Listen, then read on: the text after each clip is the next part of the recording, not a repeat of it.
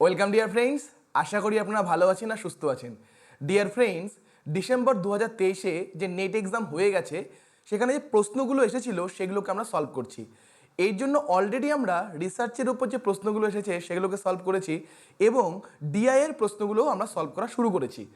আজকে আমরা টিচিং অ্যাপটিটিউডের উপর যে প্রশ্নগুলো এসেছে, টোটাল 70টা প্রশ্ন আছে, সেই 70টা প্রশ্নকে আমরা সলভ করব। এগুলো সবগুলোই ডিসেম্বর 2023-এর বিভিন্ন পেপারে এসেছিল। এই ভিডিওর পিডিএফ যদি আপনাদের প্রয়োজন হয় আপনারা অবশ্যই আমাদের টেলিগ্রাম চ্যানেলে যুক্ত হন, সেখানে আমি এই পিডিএফগুলো দিয়ে দিব। ডেসক্রিপশনে লিঙ্ক দেওয়া আছে। যদি কারো টিচিং অ্যাপটিটিউড পুরো কমপ্লিট না হয়ে থাকে আমি আই বাটনে লিঙ্ক দিয়ে দিব, সেই ভিডিওটা আপনারা পুরোটা দেখুন, আপনাদের টিচিং অ্যাপটিটিউড অনেকটাই কমপ্লিট হয়ে যাবে এবং বাকিটা যেই নতুন নতুন প্রশ্নগুলো এসেছে সেটা আমি এই ভিডিওতে আপনাদের কমপ্লিট করে দেব। ওকে, তাহলে চলুন আজকে প্রশ্নগুলোকে শুরু করি। তো অবশ্যই যদি কারো বুঝতে অসুবিধা হয় অবশ্যই আপনারা ভিডিওটাকে পজ করে ভাবুন, তারপরে অ্যান্সারগুলো করুন। দেখুন প্রথম প্রশ্ন কি আছে। প্রথম প্রশ্ন বলেছে a teachers believe that he or she can reach even the most difficult students and help them learn is called। তার মানে একটা টিচারের বিশ্বাস, কি বিশ্বাস? যে সে সব থেকে যে কঠিন স্টুডেন্ট, এখানে ডিফিকাল্ট বলতে ধরুন যেই স্টুডেন্টটা অনেক পিছিয়ে পড়েছে সেই পিছিয়ে পড়া স্টুডেন্ট, তার কাছে সে পৌঁছে যেতে পারে এবং তাকে শেখাতে পারে। তাহলে এটা কি, এটাকে কি বলা হবে?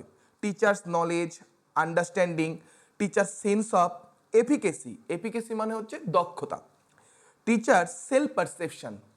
তো আপনারা ভাবুন যে একজন টিচার, ওনার বিলিভ রয়েছে যে যতই কঠিন স্টুডেন্ট হোক না কেন সে কি তাকে শেখাতে পারবে। তাহলে এটা কি হবে? এটা হবে হচ্ছে টিচারের সেন্স অফ এফিকেসি।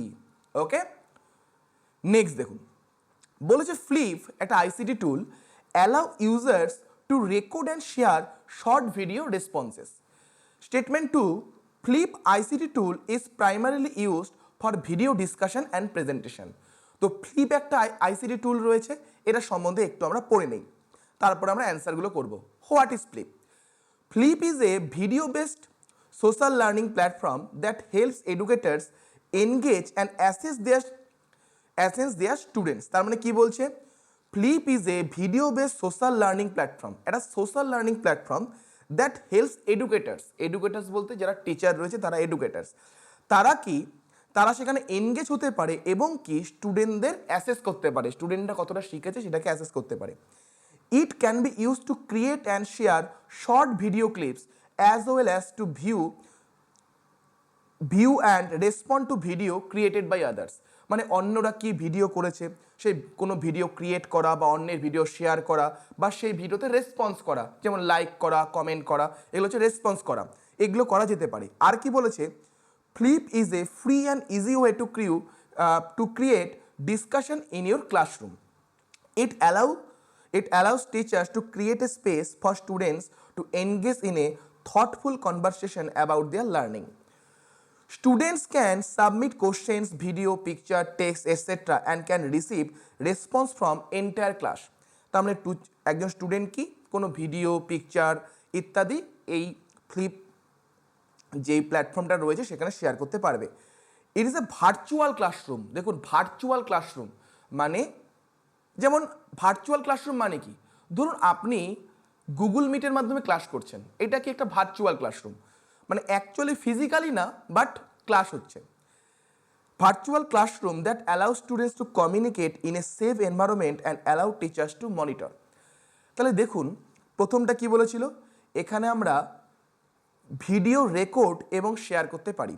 দেখুন তো এটা বলেছে কিনা, create and share short video clips, তার মানে দেখুন এটাই বলেছে, প্রথমটা ঠিক আছে। সেকেন্ড কি বলেছে? It is প্রাইমারলি used for video discussion and presentation. Video discussion এবং প্রেজেন্টেশনের জন্য ইউজ হয়। দেখুন তো বলা আছে flip is A free and easy way to create discussion in your classroom. ঠিক আছে, এখানে ভিডিও, পিকচার ইত্যাদি শেয়ার করা যায়। তার মানে কি হবে? দুটো প্রশ্নই দেখুন, দুটো স্টেটমেন্টই, প্রশ্ন না দুটো স্টেটমেন্টই ঠিক বলেছে। নেক্সট দেখুন, in jigsaw is student in a group expected to specialize in one aspect of learning task. Jigsaw কি নেক্সট স্লাইডে আমরা জানবো। A major focus of group investigation strategy is on the development of inquiry skills. তার মানে group investigation strategy second statement যেটা বলেছে তার মূল স্ট্র্যাটেজিটাই হলো যে বাচ্চাদের এনকোয়ারি স্কিল, এনকোয়ারি কোনো কিছু খোঁজার দক্ষতা সেটাকে ডেভেলপ করা। দেখুন জিগস কি, তো ফিশ বাউলও আছে, ফিশ বলের থেকেও প্রশ্ন আসে। ফিশ বলটা কি জেনে রাখি, fishbowl is a strategy for organizing medium to large group discussion. তার মানে দেখুন ফিশ বল কি একটা স্ট্র্যাটেজি যেখানে আমরা মিডিয়াম টু লার্জ গ্রুপ ডিসকাশনের জন্য এটা ইউজ হয়। Students are separated into an inner and outer circle, মানে স্টুডেন্টদের সেপারেট করা হবে কি হবে, একটা ইনার সার্কেলে স্টুডেন্টরা থাকবে, আউটার সার্কেলে। ধরুন ভিতরের একটা সার্কেল সেটা হচ্ছে ইনার সার্কেল, সেখানে স্টুডেন্টরা সার্কেল করে দাঁড়িয়ে আছে, এবং আউটার সার্কেল বাইরে আরেকটা সার্কেল যে বড় সার্কেলটা, সেখানে স্টুডেন্টরা গোল করে ডিসকাশন করবে। In the inner circle or fishbowl students have a discussion, students in the outer circle listen to the discussion and take notes. তার মানে ভিতরে যেটা ইনার সার্কেল আছে সেখানে স্টুডেন্টরা কি করবে, ইনার সার্কেল স্টুডেন্টরা সেখানে কি করবে, ডিসকাশন করবে, আর আউটার সার্কেলে যারা থাকবে তারা সেটাকে শোনার চেষ্টা করবে এবং নোট করার চেষ্টা করবে। তাহলে এর ফলে কি হবে, যারা আউটার সার্কেলে আছে তাদের লিসেনিং স্কিল বৃদ্ধি পাবে। ঠিক আছে, আচ্ছা আমাদের প্রশ্নটা আছে জিগস স্ট্র্যাটেজি নিয়ে। জিগস কি বলেছে, is an efficient way to learn course material in a cooperative learning style. যে কোঅপারেটিভ লার্নিং স্টাইলে জিগস একটা স্ট্র্যাটেজি যার মাধ্যমে আমরা বাচ্চাদের কোনো কিছু শেখাই। The jigsaw process encourages listening, encouragement and empathy by listening, engagement and empathy by giving each member of the group an essential part to play in the academic activity. তার মানে বাচ্চাদের কি করছে, এখানে লিসেনিংয়ে এনকারেজ করছে, এনগেজমেন্টে, এমপ্যাথি ইত্যাদিতে encourage করছে গ্রুপের প্রত্যেকটা মেম্বারকে। তাহলে এখানে কি বলেছিল, Jigsaw, each student in a group is expected to specialize in one aspect of learning task. দেখুন তাহলে এখানে অবশ্যই আমরা বুঝতে পারলাম যে জিগসটা কি, জিগসার গ্রুপে কোনো কাজ দেওয়া হবে এবং জিগসতে প্রত্যেকটা স্টুডেন্টকে এনকারেজ করা হয় কিসে, ওর লিসেনিং স্কিল বাড়ুক বা ওর এনগেজমেন্ট বাড়ুক বা এমপ্যাথি এগুলো বাড়ুক। তাহলে অবশ্যই এখানে যেটা স্টেটমেন্ট 1 দিয়েছে ঠিক দিয়েছে, এবং স্টেটমেন্ট 2 যেটা বলেছে সেটা ভাবুন কি বলেছে, the major focus of group investigation. যখন ইনভেস্টিগেট করা হবে, কোনো কিছুকে ইনভেস্টিগেট করছি, তখন আমাদের মেন ফোকাস কিসে হবে, এনকোয়ারি স্কিল ডেভেলপমেন্টে। তাহলে দেখুন দুটো স্টেটমেন্টই ঠিক আছে, কোনো ভুল নেই। আচ্ছা এরপরে দেখুন কি বলেছে, implicit memory refers to intentional and conscious recollection of information, and explicit memory refers to memories people are not consciously aware of but that can affect their subsequent performance and behavior. দেখুন implicit আর explicit মানে হচ্ছে যেটা একদম পরিষ্কার, যেটা আমি consciously করছি, যেটা আমি কনসাসলি শিখেছি সেটা হচ্ছে, বা যেটা আমার কনসাসলি আমার মেমোরিতে গেছে, আমি পুরো কনসাস, আপনারা আজকে আমাকে শুনছেন পুরো কনসাসলি শুনছেন, তাহলে এটা কি হচ্ছে, এটা হচ্ছে আপনাদের এক্সপ্লিসিট মেমোরি। ইমপ্লিসিট কি, আমাদের অজান্তেই কোনো কিছু আমাদের মাথায় চলে গেছে, আমাদের অজান্তেই, ঠিক আছে, সেটা হচ্ছে ইমপ্লিসিট মেমোরি। তাহলে implicit memory refers to intentional and conscious recollection of information. এটা কি ঠিক বলেছে, এটা ইমপ্লিসিট হবে না, এটা কি হবে, এক্সপ্লিসিট হবে। ইন্টেনশনাল এবং কনসাসটা কি, এক্সপ্লিসিট নট ইমপ্লিসিট। এক্সপ্লিসিট কি বলেছে, refers to the memories people are not consciously aware. দেখুন উল্টো বলে দিয়েছে, যেটা ইমপ্লিসিটের জায়গায় বলেছে সেটা এক্সপ্লিসিট হতো, আর যেটা এক্সপ্লিসিটের জায়গায় বলেছে সেটা ইমপ্লিসিট হতো। তার মানে দুটোই উল্টো বলেছে, তার মানে দুটো স্টেটমেন্টে কি আছে, ভুল আছে, তার মানে 2 নম্বরটা হয়ে যাচ্ছে সঠিক অ্যান্সার। নেক্সট দেখুন, Schumann's model is an example of which of the teaching model? দেখুন টিচিং মডেল, তাহলে সুচম্যানের কোনটা টিচিং মডেলের এক্সাম্পল? তো টিচিং মডেলের কোনটা সুচম্যানের এক্সাম্পল? আমরা জানি যে সুচম্যান কি দিয়েছিলেন, আমাদের ইনফরমেশন কীভাবে ডেভেলপমেন্ট হবে, ইনফরমেশন, এই যে আমরা স্টুডেন্টদের ইনফরমেশন দেই, তাহলে কীভাবে ইনফরমেশনগুলো যখন আমরা দিব স্টুডেন্টদের সেটাকে আমরা ডেভেলপ করব। দেখুন ইনফরমেশন তো অনেকভাবে দিতে পারি, ইনফরমেশন দেওয়ার অনেক স্ট্র্যাটেজি থাকতে পারে, অনেক ওয়ে থাকতে পারে, তাহলে কিভাবে দিলে স্টুডেন্টরা ভালো মতো বুঝবে? তাহলে সেটা কি? ইনফরমেশন ডেভেলপমেন্ট মডেল দিয়েছিলেন শ্রুম্যান। এরপরে, the learning in which a new behavior is acquired but is not demonstrated until reinforcement is provided is known as, মানে কি বলেছে বুঝুন। এমন এক ধরনের লার্নিং যেটা কি in which a new behavior is acquired, যেটার মধ্যে যে লার্নিং এর ফলে আমার কি কোনো নতুন বিহেভিয়ার আমরা অর্জন করেছি, তার মানে কি কোনো নতুন বিহেভিয়ার আমাদের লার্ন হয়েছে, বাট ইজ নট ডেমনস্ট্রেটেড, কিন্তু সেটা ডেমনস্ট্রেট করছি না, মানে সেটাকে আমরা প্রদর্শন করছি না, আনটিল রিইনফোর্সমেন্ট ইজ প্রোভাইডেড, যতক্ষণ না সেটা আমরা রিইনফোর্স হচ্ছে, যতক্ষণ না আমার সামনে কোনো মোটিভেশন আসছে বা রিইনফোর্সমেন্ট আসছে, ততক্ষণ আমরা কি করছি সেটাকে শো করছি না। তাহলে এটাকে কী ধরনের লার্নিং বলা হয়? দেখুন, observational learning, social learning, latent learning, moral learning. দেখুন একটা একটা করে বুঝুন। তো সোশ্যাল লার্নিং এরই একটা পার্ট হচ্ছে অবজারভেশনাল লার্নিং, যে আমরা সমাজে শিখছি, সমাজে কি রোল মডেল, আমরা কাউকে রোল মডেল দেখছি। যেমন ছোটোবেলায় দেখবেন বাচ্চারা সবাইকে নকল করে, কাউকে রোল মডেল দেখে শেখে। যেমন ছোটোবেলায় সবাই WWE আমরা ছোটোবেলায় করতাম, কেন? আমরা দেখতাম টিভিতে WWE দেখতাম, সেটা দেখে আমরা আমাদের ছোটো ভাই বোনদের সাথে WWE খেলতাম। তাহলে এটা কি হচ্ছে? এটা হচ্ছে সোশ্যাল লার্নিং, আমাদের সমাজ থেকে আমরা শিখছি। তাই এই সোশ্যাল লার্নিংয়েরই একটা অংশ হচ্ছে অবজারভেশনাল, আমরা যেটা দেখব তার ফলেই দেখে আমরা শিখব, সেটা হচ্ছে অবজারভেশনাল লার্নিং। ল্যাটেন্ট লার্নিং কি? ল্যাটেন্ট লার্নিং হচ্ছে আমাদের অজান্তে যখন আমরা কিছু শিখে যাই, আমরা ততক্ষণ সেটাকে ইউজ করি না যতক্ষণ কি সেটার প্রয়োজন পড়ে না।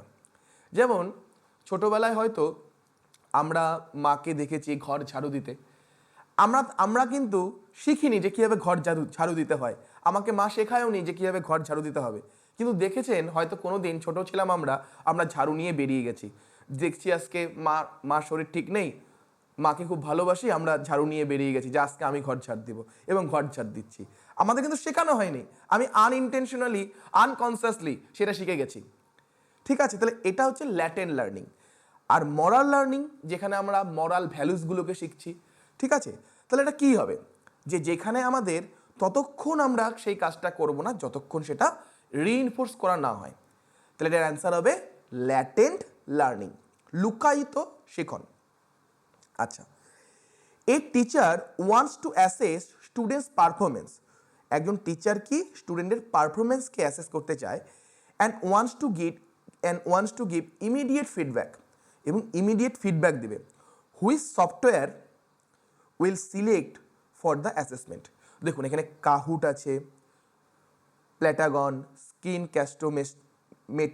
ম্যাটিক রয়েছে, অ্যানিমেকার রয়েছে, কুইজিস রয়েছে। দেখুন অ্যানিমেকার নাম শুনেই মনে হচ্ছে যে স্যার এটা অ্যানিমেশন পারপাসে ইউজ হবে। ঠিক আছে, কুইজিস দেখেই মনে হচ্ছে যে স্যার এটা কুইজ পারপাসে। তাহলে ভাবুন, আমি পড়াবো এগুলো, কিন্তু পরীক্ষার সময় যদি অজান্তে কিছু চলে আসে, আমরা কি নাম দেখে গেস করতে পারি? এটা আমাদের বুঝতে হবে। ভাবুন, কুইজেস, যখন কুইজ হবে, যখন কুইজ হচ্ছে, তখন কি আমরা ইমিডিয়েট ফিডব্যাক দিচ্ছি? কুইজের কি ইমিডিয়েট ফিডব্যাক হয়? হ্যাঁ বা না? আমরা সঙ্গে সঙ্গে কি রেজাল্টটা বলে দিচ্ছি, সঙ্গে সঙ্গে ফিডব্যাক দিচ্ছি হলো না? ভাবুন, অ্যানিমেকার, অ্যানিমেশন ভিডিও তৈরি করা হবে, অ্যানিমেকার। স্ক্রিন ক্যাস্টোম্যাট্রিক, তার মানে কি হতে পারে আমি জানি না, কিন্তু আমি গেস করতে পারি যে এটা স্ক্রিন রিলেটেড কিছু হবে, হতে পারে কোনো স্ক্রিন রেকর্ডের সফটওয়্যার বা এই টাইপের কিছু হতে পারে। প্ল্যাটাগন নাম দেখে বুঝতে পারছি না, কাহুট হতে পারে, জানি না কি, ধরে নিন জানি না। তারপরে দেখুন, তাহলে হওয়ার চান্স আছে, হওয়ার চান্স হলে অটোমেটিক এগুলো আউট। দেখুন সি কি হতে পারে? স্ক্রিন ক্যাস্টোম্যাটিক, তাহলে স্ক্রিন রেকর্ড করব, সেখানে ইমিডিয়েট ফিডব্যাক কি হবে? তাহলে কোথাও না কোথাও দেখছি 4 নম্বরটা হওয়ার চান্স আছে। এখন পড়ি কি বলেছে। কাহুট কি? Kahoot is a game based learning platform that makes it easy to create, share and play learning games and trivia quizzes in a minute. তার মানে কি হচ্ছে, এখানে আপনি কুইজ করতে পারছেন। তাহলে কুইজ যদি হয়, তাহলে অবশ্যই আমরা কি পারবো? আমরা হচ্ছে ইমিডিয়েট ফিডব্যাক দিতে পারবো কুইজে। তাহলে এ হচ্ছে, তাহলে দেখুন কোথাও না কোথাও 4 নম্বরটা হওয়ার চান্সই বেশি। বাকিগুলো কি হচ্ছে? প্ল্যাটাগন। প্ল্যাটাগন কি? Has been A educational app that allow students to create instant animated video. তাহলে এটাও কি অ্যানিমেটেড ভিডিও তৈরি করার জন্য ইউজ হয়। Students can create their own character, choose scenes, write dialogues and add emotions, sound effects and actions. তার মানে ultimately স্টুডেন্টদের অ্যানিমেটেড ভিডিওর জন্য ইউজ হয়। তাহলে এটা হবে না প্ল্যাটাগন। দেখুন স্ক্রিনকাস্ট ও ম্যাটিক বা স্ক্রিন ক্যাস্টোম্যাটিক যেটাই বলুক না কেন, কি আছে? এই যে স্ক্রিন ক্যাপচার রেকর্ডিং টুল, মানে স্ক্রিন ক্যাপচার মানে স্ক্রিন রেকর্ডিং পারপাসে ইউজ হয়, তাহলে এটা হবে না। Animaker is a cloud based video and animation software first launch in an open beta version in 2014. In February 2015, the software was officially launched based on a freemium model that allow user to free account option. The software provides online tool to create and edit video animation. তাহলে video অ্যানিমেশনের জন্য অ্যানিমেকার। Quizzes কি? Quizzes is a learning platform that offers multiple tools to make a classroom fun, engaging and interactive. As a teacher, you can create gamified quizzes. দেখুন quiz করা হচ্ছে, নামের মধ্যে answer আছে। তাহলে আমরা কি দেখলাম? কাহুটেও কুইজ করা হয়, কুইজিসেও কুইজ করা হয়, কুইজিসেও কুইজ করা হচ্ছে। তাহলে যখনই কুইজ টাইপের জিনিস থাকবে সেটা কি হবে? আমাকে ইমিডিয়েট ফিডব্যাক দিবে। তাহলে এটার অ্যান্সার দেখুন এ অ্যান্ড ই হলো। অনেক সময় অনেক জিনিস আমাদের অচেনা লাগবে, তাহলে সবসময় আমরা কি চেষ্টা করব যে স্যার নাম দেখে কি কিছু গেস করা যায়? তখন পরীক্ষার সময় তো অ্যান্সার দিয়ে আসতে হবে। আপনি যদি না জানেন কুইজেস কি, অ্যানিমেকার কি, আপনি তো প্রশ্নটা ছেড়ে আসতে পারেন না। তখন আমরা একটু লজিক্যালি গেস করব। হুট করে জানি না জন্যই যা ইচ্ছা তাই দিয়ে আসলাম তা না, একটু লজিক্যালি গেস করার চেষ্টা করি যে নাম দেখে কিছু বোঝা যায় কিনা। আচ্ছা, এরপরে দেখুন দুটো স্টেটমেন্ট দিয়েছে। As per Dewey's vision of learning, learner should demonstrate their knowledge through creativity and collaboration. তাহলে ডিউইর মতে যারা লার্নার তাদের কি করা উচিত? যে তাদের ক্রিয়েটিভিটি এবং কোলাবোরেশনের মাধ্যমে তাদের নলেজটাকে দেখানো উচিত, ডেমনস্ট্রেট করা উচিত। স্টেটমেন্ট 2 বলছে অ্যাকর্ডিং টু পিয়াজে, learning is independent of the development stages of learner. ডিউইর শিক্ষা ব্যবস্থায় আমরা এটা বলাই যায় যে উনি কোলাবোরেশনের কথা বলবে, একদম ঠিক আছে। এবার দেখুন পরের স্টেটমেন্টটা, পিয়াজের মতে বলেছে learning is independent of the development stage of learner. তার মানে লার্নিংটা হচ্ছে ইন্ডিপেন্ডেন্ট, স্বাধীন, কিসের? ডেভেলপমেন্ট অফ স্টেজের। তার মানে লার্নিং স্টেজের ওপর নির্ভরশীল না, লার্নিং হচ্ছে ইন্ডিপেন্ডেন্ট হয়। কিন্তু সেটা কি ঠিক? আপনারা বলুন। পিয়াজে তো বলেইছে যে লার্নিংয়ের স্টেজগুলো বলেছে অমুক স্টেজে ওই ধরনের লার্নিং হবে, এটা পিয়াজে বলেছেন। তার মানে কখনোই লার্নিং এরকম না যে স্টেজের উপর নির্ভর করবে না, ইন্ডিপেন্ডেন্ট অফ স্টেজ হবে, সেটা না। সবসময় লার্নিং কি স্টেজের উপর নির্ভর করছে। তাহলে পরেরটা ভুল, প্রথমটা ঠিক। তাহলে এটার অ্যান্সার হবে 3 নম্বরটা। এরপরে কি বলেছি দেখুন, the non directive model of teaching nurture students rather than controlling the sequence of learning. দেখুন নন ডাইরেক্টিভ, টিচার সব ডাইরেকশন দিচ্ছে না, টিচার সব কিছু বলে দিচ্ছে না যে এটা করতে হবে, ওটা করো, সব কিছু টিচার বলছে না, নন ডাইরেক্টিভ। তাহলে non directive model of teaching nurture student rather than controlling the sequence of learning, একদম ঠিক। যদি নন ডাইরেক্টিভ হয়, টিচারই সব কিছু না, টিচার সেন্ট্রিক না, টিচারই সব কিছু ঠিক করছে না, তাহলে এটা কি হচ্ছে? বাচ্চাদের কন্ট্রোল করার পরিবর্তে আমরা কি বাচ্চাদের নার্চার করছি, একদম ঠিক। দ্বিতীয়টা কি বলেছে statement, in a non directive model of teaching the learners role in the non-directive model of teaching, the teacher's role, learner নয়, teacher's role is that of a facilitator who has counseling relationship with students and who guides their growth and development. দেখুন এটাও কি আছে? এটাও ঠিক বলেছে। তখন নন directive যখন হবে তখন টিচারের রোলটা কি? অ্যাজ এ ফ্যাসিলিটেটর, টিচার শুধু সাহায্যকারী হিসেবে কাজ করবে।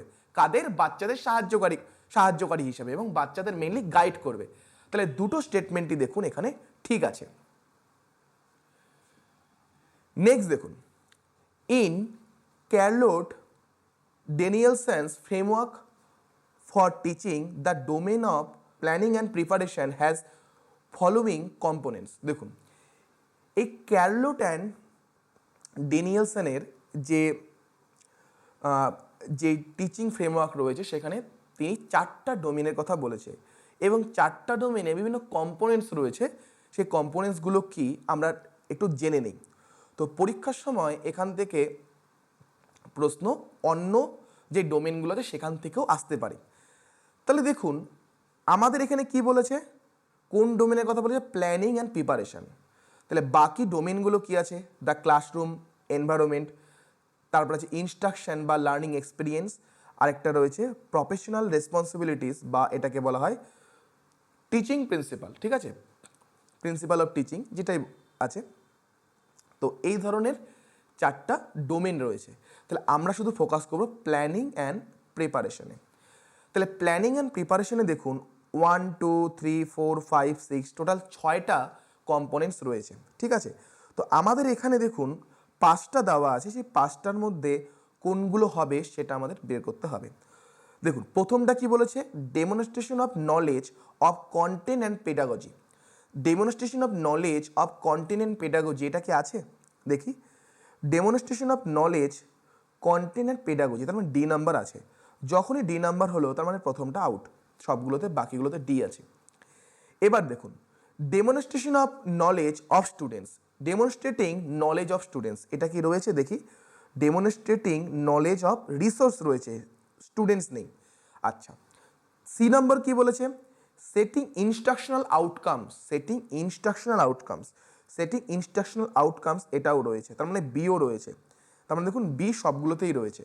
ওকে, এরপর আর কি রয়েছে, demonstrating knowledge of resources, demonstrating knowledge of resources এটা রয়েছে, একটু আগে পড়লাম ডেমনস্ট্রেটিং নলেজ অফ রিসোর্সেস, তার মানে ই হচ্ছে, ই হওয়া মানে 2 নম্বরটা আউট। এবার দেখুন আর কি রয়েছে, designing students assessments, designing students assessment এটা রয়েছে। দেখুন ডিজাইনিং স্টুডেন্টস অ্যাসেসমেন্ট, তাহলে দেখুন 4টা রয়েছে B C D and E. তাহলে B C D and E 3 নম্বরটা হবে সঠিক answer. Organizing physical space in the classroom এটা নেই। তাহলে এই 4টা হলো আমাদের এখানে প্ল্যানিং অ্যান্ড প্রিপারেশনের কম্পোনেন্টসগুলো। তাহলে বাকি যে কম্পোনেন্টসগুলো রয়েছে, দ্বিতীয়টা ক্লাসরুম এনভায়রনমেন্ট, সেখানে 5টা কম্পোনেন্ট, ঠিক আছে। লার্নিং এক্সপিরিয়েন্সে 5টা কম্পোনেন্টস রয়েছে এবং প্রফেশনাল রেসপন্সিবিলিটিতে 6টা কম্পোনেন্ট রয়েছে। সেগুলো আপনারা কাইন্ডলি একটু এই পিডিএফটা আপনারা পেয়ে যাবেন আমাদের চ্যানেল থেকে, আমাদের টেলিগ্রাম চ্যানেল থেকে, সেখানে আপনারা পড়ে রাখবেন, দিয়ে দিতে পারে। আচ্ছা নেক্সট দেখুন, দেখুন ম্যাচিং দিয়েছে, learning management system, video conferencing, discussion forum, online assessment platform. তো এই ধরনের প্রশ্ন যখনই পাবেন ম্যাচিং, আপনারা যে কোনো একটা ম্যাচ করার সবার আগে চেষ্টা করুন। কি বলেছে, collaborating with pairs, sharing ideas and preparation. আমরা এখানে কোলাবোরেট করছি কাদের সাথে, পিয়ার্স মানে বন্ধু বান্ধবীদের সাথে আমরা আইডিয়া শেয়ার করছি এবং আমরা কি করছি, আমাদের পার্সপেক্টিভটাকে শেয়ার করছি। তাহলে এটার সাথে কি হওয়া দরকার, ডিসকাশন ফোরামে এটা আমরা করি, তাহলে সি এর সাথে 1 হওয়া দরকার। তাহলে অটোমেটিক দেখুন এগুলো আউট, 1 আর 4 আউট। বাকি দেখুন receiving instant feedback on quizzes, assessment and tracking progress and performance. তাহলে কোথায় আমরা ইনস্ট্যান্ট ফিডব্যাক পাবো, LMS, video conferencing, online assessment platform. তো যদি কিছু মনে হয় যে স্যার এটা বুঝতে পারছি না, তাহলে কি করবেন, বাকিগুলো দেখব।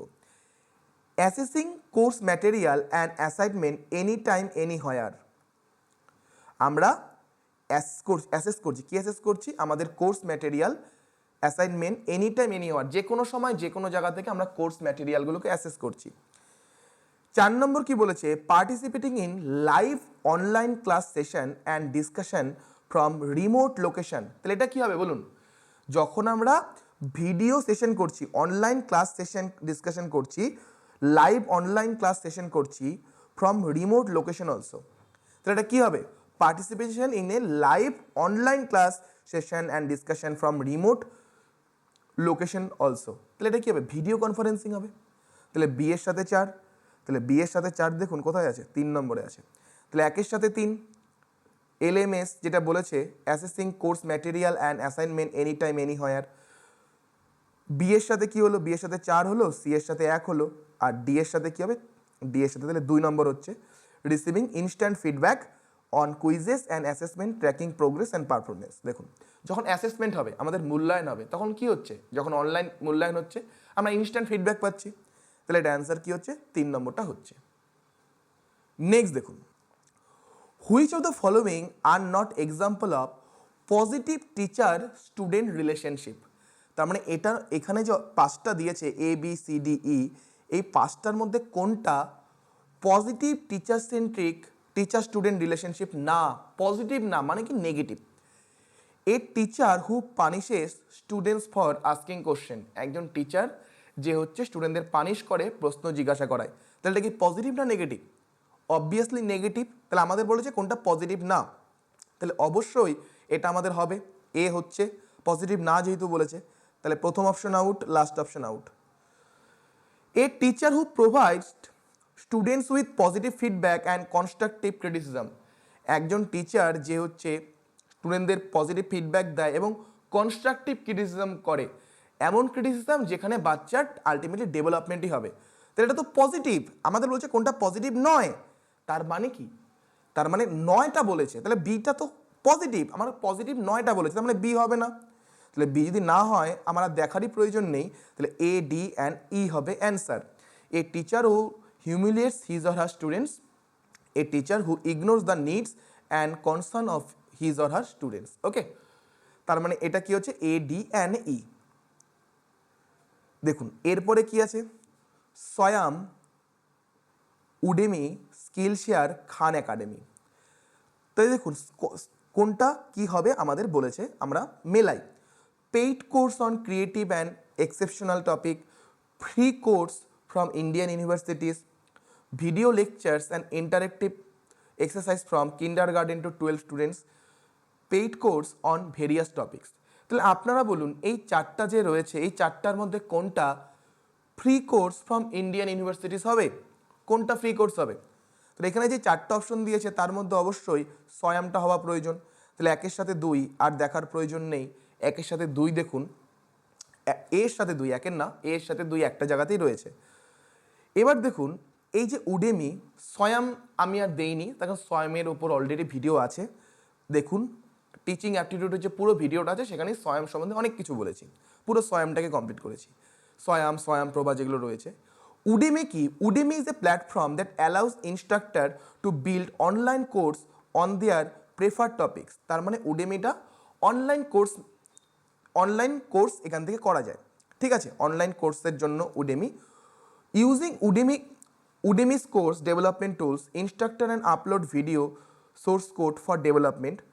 কিন্তু উডেমি কি বলেছে, courses on Udemy can be paid or free depending on the instructor. তাহলে এটা ফ্রিও হতে পারে এবং কি পেইডও হতে পারে, মানে পুরো ফ্রি বলতে পারবো না। তাহলে এখানে উডেমি বি এর সাথে কি দিয়েছে 4, paid course on various topics, তার মানে ঠিকই আছে। সি দিয়েছে সি এর সাথে দিয়েছে 1, স্কিল শেয়ার কি, Skillshare students watch classes at their own pace, মানে নিজের গতিতে ক্লাস দেখতে পারবে। Create projects or practice what they have learned and interact with each other from all around the world, মানে বিশ্বের সবার সাথে বাচ্চারা কি একে অপরের সাথে ইন্টারাক্ট করতে পারবে, যেটা ওরা শিখলো সেটার উপর। তার মানে স্কিল শেয়ারের সাথে কোনটা হচ্ছে, এ হচ্ছে। খান একাডেমির সাথে কি হবে, তাহলে হচ্ছে 3 নম্বরটা হবে সঠিক অ্যান্সার, মানে খান একাডেমির সময় 3 নম্বরটা হচ্ছে। Khan Academy offers practice exercise, instruction video and personalized learning dashboard that empower learners to study at their own pace and outside of the classroom। তাহলে খান একাডেমি যেটা রয়েছে সেখানে কি কিন্ডারগার্টেন থেকে 12 অবধি, তার মানে এটা 2 নম্বরটা হচ্ছে সঠিক অ্যান্সার। নেক্সট দেখুন, which of the following is an example of collaborative learning, কোনটা কোলাবোরেটিভ লার্নিংয়ের এক্সাম্পল? কোলাবোরেটিভ লার্নিংয়ে কী হবে, প্রত্যেকের আলাদা আলাদা টাস্ক থাকবে কিন্তু প্রত্যেকের লক্ষ্য একটাই থাকবে কোলাবোরেটিভ লার্নিংয়ে, ঠিক আছে। কোঅপারেটিভ লার্নিংয়ে বা কোঅপারেশন লার্নিংয়ে সবার লক্ষ্য আলাদা আলাদা হতে পারে, সবাই একে অপরকে সাহায্য করার মাধ্যমে শিখছে, কিন্তু কোলাবোরেটিভ লার্নিংয়ে কী হবে, সবার লক্ষ্য একটাই, সবাই আলাদা আলাদা কাজ করছে কিন্তু লক্ষ্য আলটিমেটলি একটাই, কোনটা পার্টিকুলার কাজকে সম্পন্ন করা। তাহলে কোনটা এক্সাম্পল হচ্ছে কোলাবোরেটিভ লার্নিংয়ের? এ টিচার অ্যাসাইভস individually a reading assignment and student take notes. A teacher gives lecture on a topic and student take notes individually. A teacher assign homework for students to complete independently. Teacher কি করবে, homework দিবে এবং বাচ্চা সেটাকে independently complete করবে। A teacher assigns a group project and students work together to do research and present their findings. দেখুন, বাচ্চাদেরকে group project দিচ্ছে, তারা গ্রুপে কাজ করছে, কিন্তু প্রজেক্টটা দেখুন, প্রজেক্টটাকে একটা লক্ষ্য, সবাই মিলে ওই প্রজেক্টটাকেই কমপ্লিট করবে। তাহলে এটা কি হচ্ছে, কোলাবোরেটিভ লার্নিং। প্রজেক্ট একটা, তার মানে লক্ষ্য সবার ওই প্রজেক্টটাকে কমপ্লিট করা। হ্যাঁ, সবাই কাজ ভিন্ন ভিন্ন করছে, কিন্তু লক্ষ্য একটাই, প্রজেক্টটাকে কমপ্লিট করা। তাহলে বোঝাই যাচ্ছে এটার অ্যান্সার কি হবে। অ্যান্সার হবে 4 নম্বরটা। Which of the following is A potential drawback of teacher centred instruction. তার মানে টিচার সেন্টার্ড ইনস্ট্রাকশন বা টিচার সেন্ট্রিক লার্নিংয়ের কোনটা ড্রব্যাক, কোনটা negative. It can be more engaging and interactive for students. বলেছে এটা অনেক এনগেজিং হবে। It can limit opportunities for students creativity and critical thinking. তাহলে এটা কি করে দিবে, স্টুডেন্টদের ক্রিয়েটিভিটি এবং ক্রিটিক্যাল থিঙ্কিং, কোনো বিষয় নিয়ে ডিপলি চিন্তাভাবনায় এটা বাধা দিবে। It promote students independence and self direction. স্টুডেন্টদের সেলফ ইন্ডিপেন্ডেন্স, সেলফ ডাইরেকশনকে প্রমোট করবে। It is more efficient and save time. এটা কি করবে, সময় বাঁচাবে। তাহলে কোনটা লিমিটেশন, দেখুন, যদি টিচার সেন্ট্রিক হয় তাহলে বাচ্চারা কি অপরচুনিটি কম পাচ্ছে। কিসে অপরচুনিটি কম পাচ্ছে, নিজের ক্রিয়েটিভিটি দেখানোর, নিজের থিঙ্কিংকে দেখানোর। তাহলে এটা হচ্ছে ড্রব্যাক। তাহলে 2 নম্বরটা হচ্ছে এখানকার সঠিক অ্যান্সার। কোনটা ড্রব্যাক বলেছিল। আচ্ছা, which ICT tool allow user to organize and curate content from various sources such as websites, article and videos. তাহলে কোনটা হবে, Edpuzzle, Wakelet, Pixton, Screencastomatic. Screencastomatic already আমরা দেখেছি যে এটা স্যার স্ক্রিন রেকর্ডিং পারপাসে use হয়, screen রেকর্ডিংয়ের জন্য। তাহলে এটা তো হচ্ছে না। তাহলে বাকিগুলো কি আছে দেখি। ইডি পাজেল, দেখুন পাজেল দেখেই মনে হচ্ছে যে স্যার এটা কেন পাজেল টাইপের কিছু থাকবে। Design to give you and your teachers an opportunity to take learning outside of the box and to make it a more fun and interactive experience. The way that EduPuzzle works is a simple. Your teacher create a video lesson and assign it to your class. EduPuzzle is 100% free for teachers and students. তার মানে কি হবে, teacher কোনো video lesson তৈরি করলো, সেটার থেকে কি হবে, কোনো পাজেল হতে পারে, ঠিক আছে, কোনো কোশ্চেন হতে পারে, কোনো পাজেল দিয়ে দেওয়া হলো সেটা। এটা এরপরে কি আছে, ওয়েকলেট। ওয়েকলেট কি, is a content curation platform where teachers and students can save links, social media posts, video and images as times to later be organized into private or public collections. দেখুন কি বলেছে এখানে, টিচার বা স্টুডেন্ট কি করতে পারে, can save, link share করতে পারে, লিঙ্ক সেভ করতে পারে, social media post, video, image ইত্যাদি সেভ করতে পারে, এবং লেটার পরবর্তীতে কি করতে পারে, be organize into private or public collection, সেগুলোকে অর্গানাইজ করতে পারে। User can add notes to each item in order to tell a story, ask question and give direction. তার মানে কি, একজন ইউজার সেগুলো যখন সেভ করছে, তারপরে সেগুলোকে কাজে লাগিয়ে কি করতে পারে, কোনো স্টোরি তৈরি করতে পারে, সেটাকে কোনো কোশ্চেন তৈরি করতে পারে ইত্যাদি। তাহলে এখানে কি বলেছিল দেখুন, curate content from various sources such S website, article, video. কি হবে তাহলে এটা, তাহলে এটা কোনটা হবে। বাকিগুলো দেখুন, পিক্সটন কি, Pixton is the web app that gives teacher and students a unique way to create stories, demonstrate learning and enhance writing assignment. তার মানে এখানে কি, অ্যাসাইনমেন্ট লার্নিং। পিক্সটন কি, অ্যাসাইনমেন্ট লার্নিংয়ের জন্য হচ্ছে, বাচ্চাদের কোনো স্টোরি ক্রিয়েট করা হচ্ছে, সেটা হচ্ছে পিক্সটন। তাহলে এটা কি হচ্ছে, ওয়েকলেট হচ্ছে। ওয়েকলেটেই আমরা দেখলাম যে সেখানে বিভিন্ন ওয়েবসাইটে যে লিঙ্ক, সোশ্যাল মিডিয়া প্ল্যাটফর্ম যেগুলো শেয়ার হচ্ছে, সেগুলোকে আমরা সেভ করতে পারি, পরবর্তীতে সেটাকে কাজে লাগাতে পারি কন্টেন্ট ক্রিয়েশনের জন্য। The process of comparing students performance against his or her previous performance is called ipsative assessment. Statement 2 বলেছে, authentic assessment are assessment procedure that test skills and abilities as they would be applied in real life situation. দেখুন, authentic assessments এখান থেকে জুলাই যে পরীক্ষা হয়েছিল 2023-এ, সেখানে এখান থেকে প্রশ্ন ছিল। দেখুন, অথেন্টিক অ্যাসেসমেন্টস কি বলেছে, involves the application of knowledge and skill in Real world situation, scenario and problems. তার মানে কি এটাই কি বলেছে যে যেখানে আমরা আমাদের নলেজ স্কিলটাকে রিয়াল ওয়ার্ল্ড সিচুয়েশনে সেটাকে কাজে লাগাই। দেখুন তো এটাই কি বলেছি কিনা, authentic assessment are assessment procedure that test skills and abilities as they would be applied in the real life situation. ঠিক আছে, এখন দেখুন ipsative assessment evaluate an individual performance or trait in relation to their own previous performance. মানে একজনের previous performance, পূর্ববর্তী তার performance কীরকম ছিল সেটার উপর ভিত্তি করে তার বর্তমান পারফরমেন্সকে মেজার করবে। তাহলে এখানে কি সেটাই বলেছে, the process of comparing A students performance against his or her previous performance. তাহলে দেখুন দুটোই ঠিক আছে, দেখুন দুটোই ঠিক আছে। এর পরের প্রশ্ন, which of the following are the types or sub types of long term memory? কোনগুলো লং টার্ম মেমোরির types? Declarative, procedural, episodic, semantic. দেখুন এই যে লং টার্ম মেমোরি এটাকে দুটো ভাগে ভাগ করা হয়েছে, একটা হচ্ছে ইমপ্লিসিট, একটা হচ্ছে ইমপ্লিসিট। ইমপ্লিসিটে কি প্রসিডিউরাল মেমোরি, এক্সপ্লিসিটে হচ্ছে ডিক্লারেটিভ মেমোরি। ডিক্লারেটিভ মেমোরি রয়েছে দুটো পার্ট, একটা হচ্ছে এপিসোডিক, একটা হচ্ছে সিমেন্টিক মেমোরি। তাহলে কোনগুলো লং টার্ম মেমোরিরই পার্ট? দেখুন ডিক্লারেটিভ, দেখুন ডিক্লারেটিভ রয়েছে, প্রসিডিউরালও রয়েছে, ডিক্লারেটিভও রয়েছে, প্রসিডিউরালও রয়েছে। আবার কি দেখুন এপিসোডিক, সিমেন্টিক, এপিসোডিক, সিমেন্টিক সবগুলো রয়েছে। তার মানে ABCD চারটাই হয়ে যাবে এখানকার সঠিক অ্যান্সার। নেক্সট দেখুন, what is the name of the channel 4 in Swayamprabha related to social science, to education, psychology, home science and related subjects? তো বিগত কয়েক বছরে দেখা যাচ্ছে যে স্বয়ংপ্রভার যে এখন 40টা চ্যানেল আছে, সেই 40টা চ্যানেলের নাম কি, কারা সেটাকে মেনটেন করে, সেখানে কী কী সাবজেক্ট পড়ানো হয়, এই ধরনের প্রশ্ন দিয়ে দিচ্ছে। তাহলে আপনারা চেষ্টা করবেন মিনিমাম 10 থেকে 15টা চ্যানেল, প্রথম 10 থেকে 15টা চ্যানেল সম্বন্ধে সব ডিটেলসগুলো জেনে যাওয়ার। তার নাম কি, কে মেনটেন করে, কে ভিডিও দিচ্ছে, সেখানে কী কী পড়ানো হচ্ছে, কোন সাবজেক্ট পড়ানো হচ্ছে। তো আমি এর লিস্টটা আমি আমাদের টেলিগ্রাম চ্যানেলে দেওয়ার চেষ্টা করব। তাহলে দেখুন একটা ডাইরেক্ট প্রশ্ন, চ্যানেল 4-এর নাম কি? তাহলে চ্যানেল 4-এর নাম হচ্ছে সারাসাত।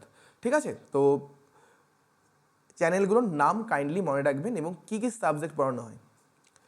Next, which of the following are the learners related factors that influence learning? তাহলে লার্নারের কোন ফ্যাক্টরগুলো শিক্ষণকে প্রভাবিত করে? লার্নারের কোন ফ্যাক্টরগুলো লার্নিংকে প্রভাবিত করে? লার্নারের, ঠিক আছে, learners level of aspiration, achievement, motivation. লার্নারের কি অ্যাচিভমেন্ট রয়েছে, কি মোটিভেশন রয়েছে, কি অ্যাসপিরেশন রয়েছে? অবশ্যই। Learners readiness and will power, লার্নারের কি ইচ্ছাশক্তি রয়েছে? Basic potential of the learner, লার্নারের কি প্রাথমিক পোটেনশিয়াল ওর মধ্যে রয়েছে? এটাও ঠিক। Learners physical and mental health, একজন লার্নারের শারীরিক এবং মানসিক কি স্বাস্থ্য রয়েছে? ঠিক আছে একদম। এরপরে বলেছে লাস্টটা, personality traits and behaviour of the teachers. একজন টিচারের পার্সোনালিটি ট্রেট এবং বিহেভিয়ার। দেখুন একজন টিচারের পার্সোনালিটি ট্রেট এবং বিহেভিয়ার লার্নিংকে প্রভাবিত করে, ইনফ্লুয়েন্স করে, একদম ঠিক। কিন্তু সেটা কি লার্নার রিলেটেড ফ্যাক্টরস? সেটা কি লার্নার রিলেটেড? একদমই না, সেটা টিচার রিলেটেড। তাহলে হবে না। তাহলে যদি না হয় অটোমেটিক দেখুন ABCD হবে অ্যান্সার।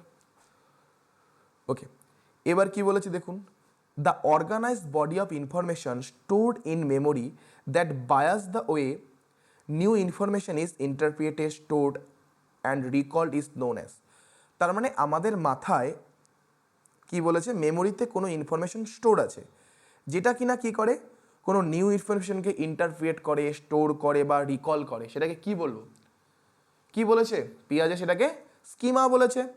যে আমরা যার মাধ্যমে কোনো কিছু করতে যাচ্ছি, তার মানে সেটা অলরেডি আমার মাথায় স্টোর আছে। কোনো একটা কিছু যখন আমরা ইন্টারপ্রিট করতে যাই, নিশ্চয়ই আমার মাথায় কিছু স্টোর আছে, সেটার উপর ভিত্তি করেই কোনো ঘটনাকে আমরা ইন্টারপ্রিট করি। তাহলে পিয়াজের ভাষায় সেটা কি? স্কিমা। এরপরে দেখুন কি, which of the following are the components of pedagogical analysis of teaching and learning? ঠিক আছে, যে আমি যদি টিচিং অ্যান্ড লার্নিংয়ের পেডাগজিক্যাল অ্যানালাইসিস করতে যাই, ঠিক আছে, যে পেডাগজিক্যাল অ্যানালাইসিস আমরা করতে যখন যাব টিচিং লার্নিংয়ের, কী করবো সেখানে আমরা বাচ্চারা কতটুকু পড়বে, কিভাবে বাচ্চাদের পড়ানো হবে, শেখার অবজেক্টিভস কী হবে, এগুলো সবগুলো আসবে আমাদের টিচিং লার্নিংয়ে যদি আমরা পেডাগজিক্যাল অ্যানালাইসিস করতে যাই। কতটুকু পড়াবো, কতটুকু পড়লে ওদের বোধগম্য হবে, অবজেক্টিভ কী হবে, এগুলো সবগুলোই, আমার পড়ানোর মেথড কী হবে, ম্যাটেরিয়াল কী ইউজ করবো, সেগুলো সবগুলো কি টিচিং লার্নিং প্রক্রিয়ায় পেডাগজিক্যাল অ্যানালাইসিসে আসবে। তাহলে objective formulation, selection of teaching methods and materials, content analysis, selection of evolution devices, আমরা কার সাহায্যে বাচ্চাদের মূল্যায়ন করব। এখানে দেখুন যে 4টা দিয়েছে, এই 4টাই কিন্তু আমাদের টিচিং লার্নিং প্রক্রিয়ায় পেডাগজিক্যাল অ্যানালাইসিসের পার্ট বা কম্পোনেন্টস। এখানে 4টাই হচ্ছে A, B, C and D. এরপরে দেখুন কি বলেছে, statement 1, statement 2। In teacher centre learning the teacher gives up the traditional decision making role and chooses instead the role of facilitator who focus on students feelings। বলছে teacher centre লার্নিংয়ে, teacher centre যেখানে টিচারই সব কথা বলছে, সেখানে teacher বলেছে যে teacher give up করে, কি ছেড়ে দেয়, ট্র্যাডিশনাল ডিসিশন মেকিং রোল। আমরা কি জানি যে টিচার সেন্ট্রিকে সব কিছু টিচারই ঠিক করবে, টিচারই সব ডিসিশন নেবে, কিন্তু এখানে বলেছে যে টিচার সব কিছুকে গিভ আপ করে দিবে এবং টিচার কি ফ্যাসিলিটেটরের মানে সাহায্যকারীর ভূমিকা নেবে। টিচার সেন্টার লার্নিংয়ে কি তাই হয় নাকি লার্নার সেন্টারে হয়? টিচার সেন্টারে তো টিচারই সব ভূমিকা নেবে, টিচার কখনোই নিজের রোল ডিসিশন নেওয়াটাকে গিভ আপ করবে না, বা টিচার ফ্যাসিলিটেটরের ভূমিকা নেবে না। টিচার সেখানে মেনই কর্তা ধরতে হচ্ছে টিচার। তাহলে প্রথমটা ভুল। পরেরটা কি, in learner center method the teacher attempts to see the world as the students see it, creating an atmosphere of empathetic communication. তার মানে লার্নার সেন্টার মেথডে কি, teacher attempt to see, teacher কি অ্যাটেম্প করে, teacher attempt to see the world as the student see it, মানে একজন student যেভাবে দুনিয়াকে দেখছে বা যেভাবে কোনো ঘটনাকে দেখছে টিচার সেভাবে দেখার চেষ্টা করে। একদমই ঠিক, লার্নার সেন্টারে তো সেটাই করা হবে, যে টিচার একটা বাচ্চা কিভাবে সব কিছুকে দেখছে সেভাবে নিজেও দেখার চেষ্টা করবে। এর জন্য তারা লার্নার সেন্টার, এর জন্য প্রথমটা ভুল, পরেরটা ঠিক। Next, the ability to generate unusual yet appropriate responses to problem and question is known as convergent thinking. The ability to produce responses that are based primarily on knowledge and logic is known as divergent thinking. দেখুন, একটা আছে divergent, একটা আছে convergent thinking. Convergent thinking মানে কি, convergent thinking হচ্ছে যেটা সকলে যেভাবে করছে, লজিক্যালি যে জিনিসটা হচ্ছে সেটা হচ্ছে কনভার্জেন্ট থিঙ্কিংয়ের পার্ট। ডাইভার্জেন্ট থিঙ্কিং কি, আউট অফ দ্য বক্স যখন আমরা চিন্তা করি, ঠিক আছে, আমরা ব্রেনস্টর্মিংয়ের মাধ্যমে ডাইভার্জেন্ট থিঙ্কিংয়ে যাই, বা আমরা ক্রিয়েটিভিটি বলতে পারি ডাইভার্জেন্ট থিঙ্কিংয়ের পার্ট। সেখানে আমরা কি গতানুগতিক ধারায় কোনো কিছুকে চিন্তা করি না, আমরা আউট অফ দ্য বক্স গিয়ে কোনো কিছুকে চিন্তা করি যে এটার মধ্যে ইনোভেশন কি করতে পারি, ইনোভেটিভ কি কিছু করা যায় কিনা, সেটা হচ্ছে আমাদের ডাইভার্জেন্ট থিঙ্কিংয়ের পার্ট। তাহলে কনভার্জেন্ট থিঙ্কিং কি বলেছে, যেটা আনইউজুয়াল ইয়েট অ্যাপ্রোপ্রিয়েট। তাহলে আপনারা বলুন, আনইউজুয়াল বাট অ্যাপ্রোপ্রিয়েট, সেটা কি কনভার্জেন্ট হবে না ডাইভার্জেন্ট হবে? যদি আনইউজুয়াল হয়, যেটা ইউজুয়াল না, একই রকম যেরকম গতানুগতিক হচ্ছে সেটা না, তাহলে আনইউজুয়াল যদি হয় সেটা ডাইভার্জেন্ট হবে, কনভার্জেন্ট না। তাহলে প্রথমটা ভুল, প্রথমটা ডাইভার্জেন্ট হবে। ডাইভার্জেন্টে কি বলেছে, যেটা based on knowledge and logic, knowledge এবং লজিক যদি হয় তাহলে সেটা কনভার্জেন্ট হবে। দেখুন উল্টোটা বলেছে, দুটোই উল্টোটা বলে দিয়েছে, তাহলে দুটোই এখানে ভুল হচ্ছে। অ্যাকচুয়ালি স্টেটমেন্ট 1টা হচ্ছে ডাইভার্জেন্ট থিঙ্কিং, স্টেটমেন্ট 2টা হচ্ছে কনভার্জেন্ট থিঙ্কিং, দুটো উল্টো বলে দিয়েছে। এরপরে কি, অ্যাসারশন এ এবং রিজন কি বলেছে, no test provides a perfect picture of students ability and skill. মানে কোনো টেস্টের মাধ্যমে বলছে, কোনো টেস্ট স্টুডেন্টদের অ্যাবিলিটি কী বা স্কিল কী তার পারফেক্ট মানে 100% সেটাকে বিচার করতে পারে না। আপনারা ভাবুন, এখন পর্যন্ত কি কোনো টেস্ট এসেছে যেখানে আমাদের স্টুডেন্টদের অ্যাবিলিটি বা স্কিল কী আছে আমি 100% বিচার করতে পারবো? ওকে, বুঝতেই পারছেন, একদম ঠিক বলেছে যে কোনো টেস্টই এখন পর্যন্ত স্টুডেন্টের অ্যাবিলিটি বা স্কিলকে পারফেক্ট 100% বিচার করতে পারে না। আগে দেখুন দুটো ঠিক আছে কিনা। A test is not one small sample of students performance, a test is only one small sample of students performance. মানে একটা স্টুডেন্টের আমরা যদি টেস্ট বলি সেটা কি, সেটা হচ্ছে মাত্র একটা স্টুডেন্টের ছোট্ট পারফরমেন্স, ছোট্ট স্যাম্পলের উপর পারফরমেন্স। এক্স্যাক্টলি ঠিক। দেখুন, কোনো টেস্ট স্টুডেন্টের 100% মেজার করতে পারে না, সেটাও ঠিক। এবং এটাও ঠিক যেটা বলেছে যে কোনো টেস্টের মাধ্যমে স্টুডেন্টের শুধু কোনোটা পারফরমেন্সকে আমরা মেজার করতে পারছি, এটা পার্টিকুলার পারফরমেন্সকে মেজার করছি, এটাও ঠিক। এখন দেখুন কারণটা হচ্ছে কিনা, এটাকে আমি কেন বলবো, এটা হয় না কারণ এটা বলা যায় কিনা কোনো টেস্ট স্টুডেন্টের অ্যাবিলিটি স্কিলকে পুরো মেজার করতে পারে না, কারণ টেস্ট হলো শুধু স্টুডেন্টদের ছোট্ট একটা পারফরমেন্সকে মেজার করে। দেখুন মিলে যাচ্ছে, তার মানে কি 1 নম্বরটা। যদি না মিলে যেত তাহলে বলতাম দুটো ঠিক, কিন্তু কারেক্ট এক্সপ্লেনেশন না, তাহলে বলতাম 2 নম্বরটা। তাহলে এখানে যেহেতু মিলে যাচ্ছে তাই আমরা 1 নম্বরটা বলবো। তাহলে এই ধরনের প্রশ্ন যখন আসবে সবার আগে দেখবেন যে দুটো ঠিক কিনা। যদি ঠিক হয় প্রথমটাকে আমি কেন প্রশ্নে নিয়ে যাব, যে এটা কেন হয় তার উত্তরটা দেখব কোনো মতে রিজনের সাথে মেলে কিনা। যদি মেলে তাহলে কারেক্ট এক্সপ্লেনেশন, না মিললে কারেক্ট এক্সপ্লেনেশন না। এবার at which stage of cognitive development adolescents can think, reason and analysis beyond the realm of concrete experience? তাহলে কংক্রিট এক্সপিরিয়েন্সের ঊর্ধ্বে উঠে স্টুডেন্ট বা এখানে অ্যাডোলেসেন্সরা রয়েছে কেন চিন্তা ভাবনা, রিজন দিতে পারে। তো ওটা পিঁয়াজের থিওরি থেকে দিয়েছে, formal, sensory motor, concrete operational, pre operational. দেখুন কংক্রিট অপারেশনালের উপরে বিয়ন্ড বলেছে, তাহলে কংক্রিটের বিয়ন্ড পেঁয়াজের মতে একটা স্টেজই রয়েছে, সেটা হচ্ছে ফর্মাল অপারেশনাল স্টেজ, কংক্রিটের বিয়ন্ড। তো পেঁয়াজের থিওরির উপর কিন্তু ডিটেল ভিডিও আমাদের ইউটিউব চ্যানেলে করা আছে, আপনারা দেখুন, সেখান থেকে অনেক কিছু আপনারা শিখতে পারবেন। তাহলে এটা বোঝাই যাচ্ছে ফর্মাল অপারেশনাল স্টেজ, অর্থাৎ প্রথমটা হবে সঠিক answer. Next, mister Jackson wants to create A multimedia lessons on solar system for students. মানে মাল্টিমিডিয়া লেসেন মানে বিভিন্ন সেখানে অডিও, ভিডিও, ঠিক আছে, ইমেজ ইত্যাদি দ্বারা কোনো একটা লেসেন তৈরি করতে যাচ্ছে তার স্টুডেন্টদের উপর। কোন বিষয়ের উপর? কোনো সোলার সিস্টেমের উপর। In this context which of the following tools would he be most suitable? কোন টুলসটা বেশি সুইটেবল হবে? দেখুন কুইজেস কি হবে, কুইজেসের মাধ্যমে আমরা কি জানি, কুইজের মাধ্যমে শুধু কুইজ নেওয়া হচ্ছে। নেয়ারপট, মেন্টিমিটার, এক্স মাইন্ড। দেখুন যেহেতু কুইজেস অলরেডি আমরা আলোচনা করেছি এর জন্য বললাম না। আর Nearpod helps educator make any lesson interactive whether in the classroom or visual. The concept is simple. A teacher can create interactive presentation. একজন টিচার কি একটা ইন্টারেক্টিভ প্রেজেন্টেশন তৈরি করতে পারবে। আলটিমেটলি যখন আমরা ক্লাসে লেসন তৈরি করছি সেটা তো একটা প্রেজেন্টেশন না। দ্যাট ক্যান কন্টেন্ট কুইজ হতে পারে, পোল হতে পারে, ভিডিও, কোলাবোরেট বোর্ডস ইত্যাদি। ঠিক আছে, এটা হচ্ছে নেয়ারপট করছে। তার মানে প্রেজেন্টেশন, ক্লাসে কোনো কিছু প্রেজেন্টেশন যদি করতে যাই, প্রেজেন্টেশন তৈরি করতে হেল্প করবে। মেন্টিমিটার কি? Mentimeter is a type of polling software. Poll, Mentimeter কিসের জন্য ইউজ হবে? পোল। স্টুডেন্টদের থেকে আমরা কোনো পোলিং করছি, অনেক সময় পোল হয় না, কোনটা ভালো মন্দ এগুলো বিচার হয়, তো সেটার জন্য Mentimeter. XMind is a full features and mapping and brainstorming tool. Brainstorming, creativity, ঠিক আছে, বাচ্চাদের চিন্তাভাবনা ডেভেলপড, এটার জন্য এক্স মাইন্ড ইউজ হবে। তাহলে এটার অ্যান্সার কী হবে? কোনটা ইউজ করব? কুইজেস তো হবে না, কুইজ বিস হবে না। মেন্টিমিটার পোলের জন্য, আর এক্স মাইন্ড হচ্ছে ক্রিয়েটিভিটির জন্য। তাহলে লেসেন যদি করতে চাই তাহলে কি হবে? নেয়ারপট হবে।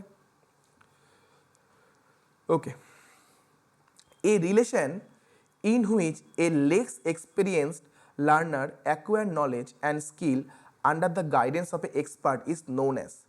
তার মানে কি বলেছে?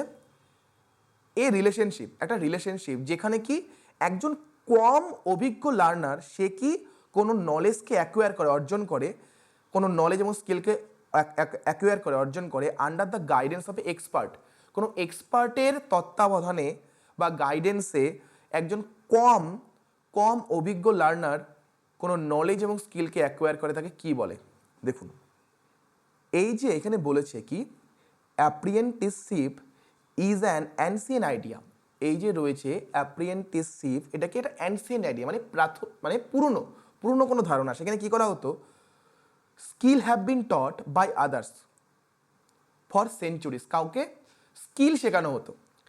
In the past, elders worked alongside their children to teach them how to grow food, wash their clothes and build homes and speak the language. মানে যারা এল্ডার ছিল, বড়রা ছিল, তারা চিলড্রেনদের সামনে কি করতো?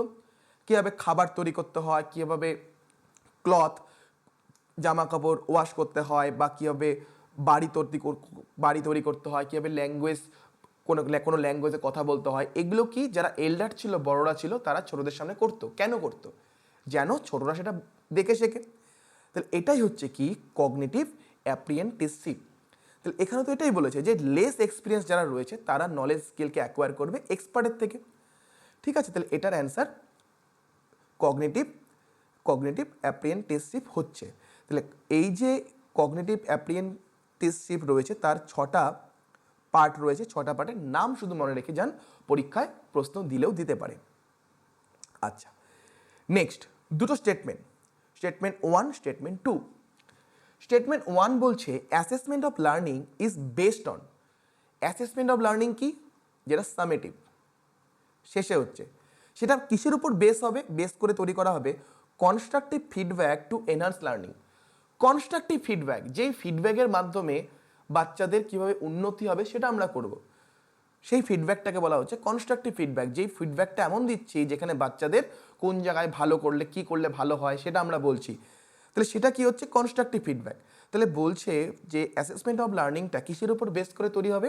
কনস্ট্রাকটিভ ফিডব্যাকের উপর। দেখুন ঠিক আছে কিনা। Statement 2, the goal of assessment of learning is to provide summative grades at the end of the learning process. দেখুন স্টেটমেন্ট 1, স্টেটমেন্ট 2 দুটোই দেখুন ঠিক আছে।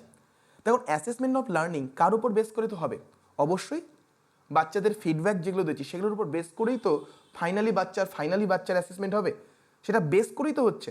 Assessment of learning is based on, কার উপর বেস করে হচ্ছে? কনস্ট্রাকটিভ ফিডব্যাকের উপর বেস করে হচ্ছে। এবং দেখুন এর গোলটা কি? Summative grade. আপনারা বলুন, যখন আমাদের ফাইনাল এক্সাম হয় তারপর আমাদের গ্রেড দেওয়া হয়? অবশ্যই হয়। তাহলে দুটো স্টেটমেন্টই ঠিক আছে।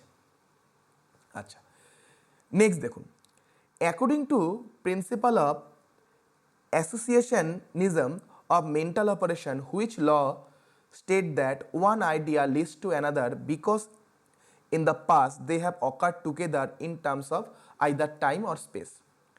তার মানে একটা ল বলেছে, যেই লটা বলে state that one idea leads to another, কোনো একটা আইডিয়া থেকে আরেকটা আইডিয়ার উৎপন্ন হয়, because in past they have occur together in terms of either time or space. মানে কোনো সময় দুটো আইডিয়া একসঙ্গে ঘটেছিল, হয় একই সময় ঘটেছিল বা আলাদা আলাদা জায়গায় ঘটেছিল, কিন্তু ঘটেছিল, দুটো ঘটনা একসাথে ঘটেছিল। তাহলে এটা কী হবে? The principle of associationism suggests that mental process operate by the association of one mental state with other that succeeds it. তার মানে কি হচ্ছে? অ্যাসোসিয়েশন। দেখুন অ্যাসোসিয়েশন মানে কি? একটার সাথে আরেকটা জিনিসকে যুক্ত হওয়া। তাহলে আমাদের মাথাতেও দেখুন একটা ঘটনা বা একটা আইডিয়া আসে, সেই আইডিয়ার থেকে কি আরেকটা আইডিয়ার উৎপন্ন হয়, এটাকে কি বলা হচ্ছে? অ্যাসোসিয়েশনিজম। তাহলে এই যে অ্যাসোসিয়েশনিজম, এখানে কি বলেছে? এটার 4টা ল আছে। একটা ল অফ কন্টিজিউটি, একটা law of frequency, law of similarity, law of contrast. তাহলে দেখুন ল অফ কন্টিজিউটি কি বলে? Things or events that occur close to each other in space or time tend to get link together in the mind.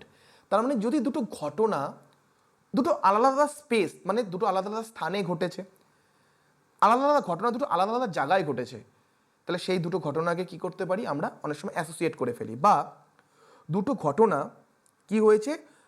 পাশাপাশি আলাদা আলাদা স্থানে ঘটেছে কিন্তু খুব ক্লোজ ঘটেছে, ঠিক আছে, পরপর ঘটেছে কিন্তু খুব ক্লোজ ঘটেছে। অনেক সময় হয় না যে আমার ভারতবর্ষে কিছু হলো, একই সময় আলাদা দেশে একটা কিছু হলো, দুটো ঘটনাকে আমরা খুব ক্লোজ, দেখুন এখানে কি স্পেসটা আলাদা, দুটো জায়গা আলাদা কিন্তু পাশাপাশি হয়েছে, তখন কি করি? একটার সাথে একটাকে আমরা কি করি? যে দুটো ঘটনাকে আমরা অ্যাসোসিয়েট করি। বা দুটো টাইম বলেছে খুব ক্লোজে ঘটেছে, ধরুন এখনই একটা ঘটনা ঘটলো, এই সঙ্গে সঙ্গে আরেকটা ঘটনাও ঘটলো, দুটো ঘটনাকে খুব তাড়াতাড়ি ঘটেছে, তখন আমরা দেখবেন সেই দুটো ঘটনাকে অ্যাসোসিয়েট করি। যেমন খুব ভালো এক্সাম্পল, যদি আমরা বাড়ি থেকে বেরোতে নেই, ওই সময় যদি কেউ হাঁচি দেয় আমরা থেমে যাই, তাই না? তো আমরা বাড়ি থেকে বেরোচ্ছিলাম, ওই সময় তোকে হাঁচি দিতে হলো, তাহলে দুটো ঘটনা কি খুব পাশাপাশি ঘটেছে। তারপরে যদি খারাপ কিছু হয় আমরা কি করি? দায়ী করি ওই ঘটনাটাকে। তাহলে দুটো ঘটনা খুব কি পাশাপাশি ঘটেছে, দুটো ঘটনা পাশাপাশি ঘটেছে টাইমে অথবা স্পেসে, দুটো আলাদা আলাদা জায়গায় ঘটেছে, খুব কি তারা পাশাপাশি ঘটেছে, তাহলে সেটাকে কি বলা হয়? Law of contiguity. তাহলে দেখুন তো এখানে কি এটাই বলেছে যে which law states that one idea leads to another because in the past they have occurred together in terms of either time or space. হয় সময়ে দুটো একসাথে ঘটেছিল, প্রায় একই সঙ্গে ঘটেছিল, বা স্থানে।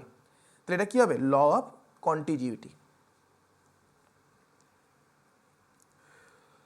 নেক্সট দেখুন, which of the following are the characteristics of good test, of a good test, মানে ভালো টেস্টের কোনটা ক্যারেক্টারিস্টিক্স? অবজেক্টিভিটি অবশ্যই, ভ্যালিডিটি অবশ্যই, কম্প্রিহেন্সিভনেস সম্পূর্ণতা থাকতেই হবে, ডায়াগনস্টিকটি এবং প্র্যাকটিকেবিলিটি। দেখুন প্র্যাকটিকেবিলিটি তো থাকতে হবেই, যদি একটা টেস্ট হয় সেটাকে যদি প্র্যাকটিক্যাল অ্যাসপেক্টে যদি সেটা না থাকে সেই টেস্টটার আর কি মানে থাকবে?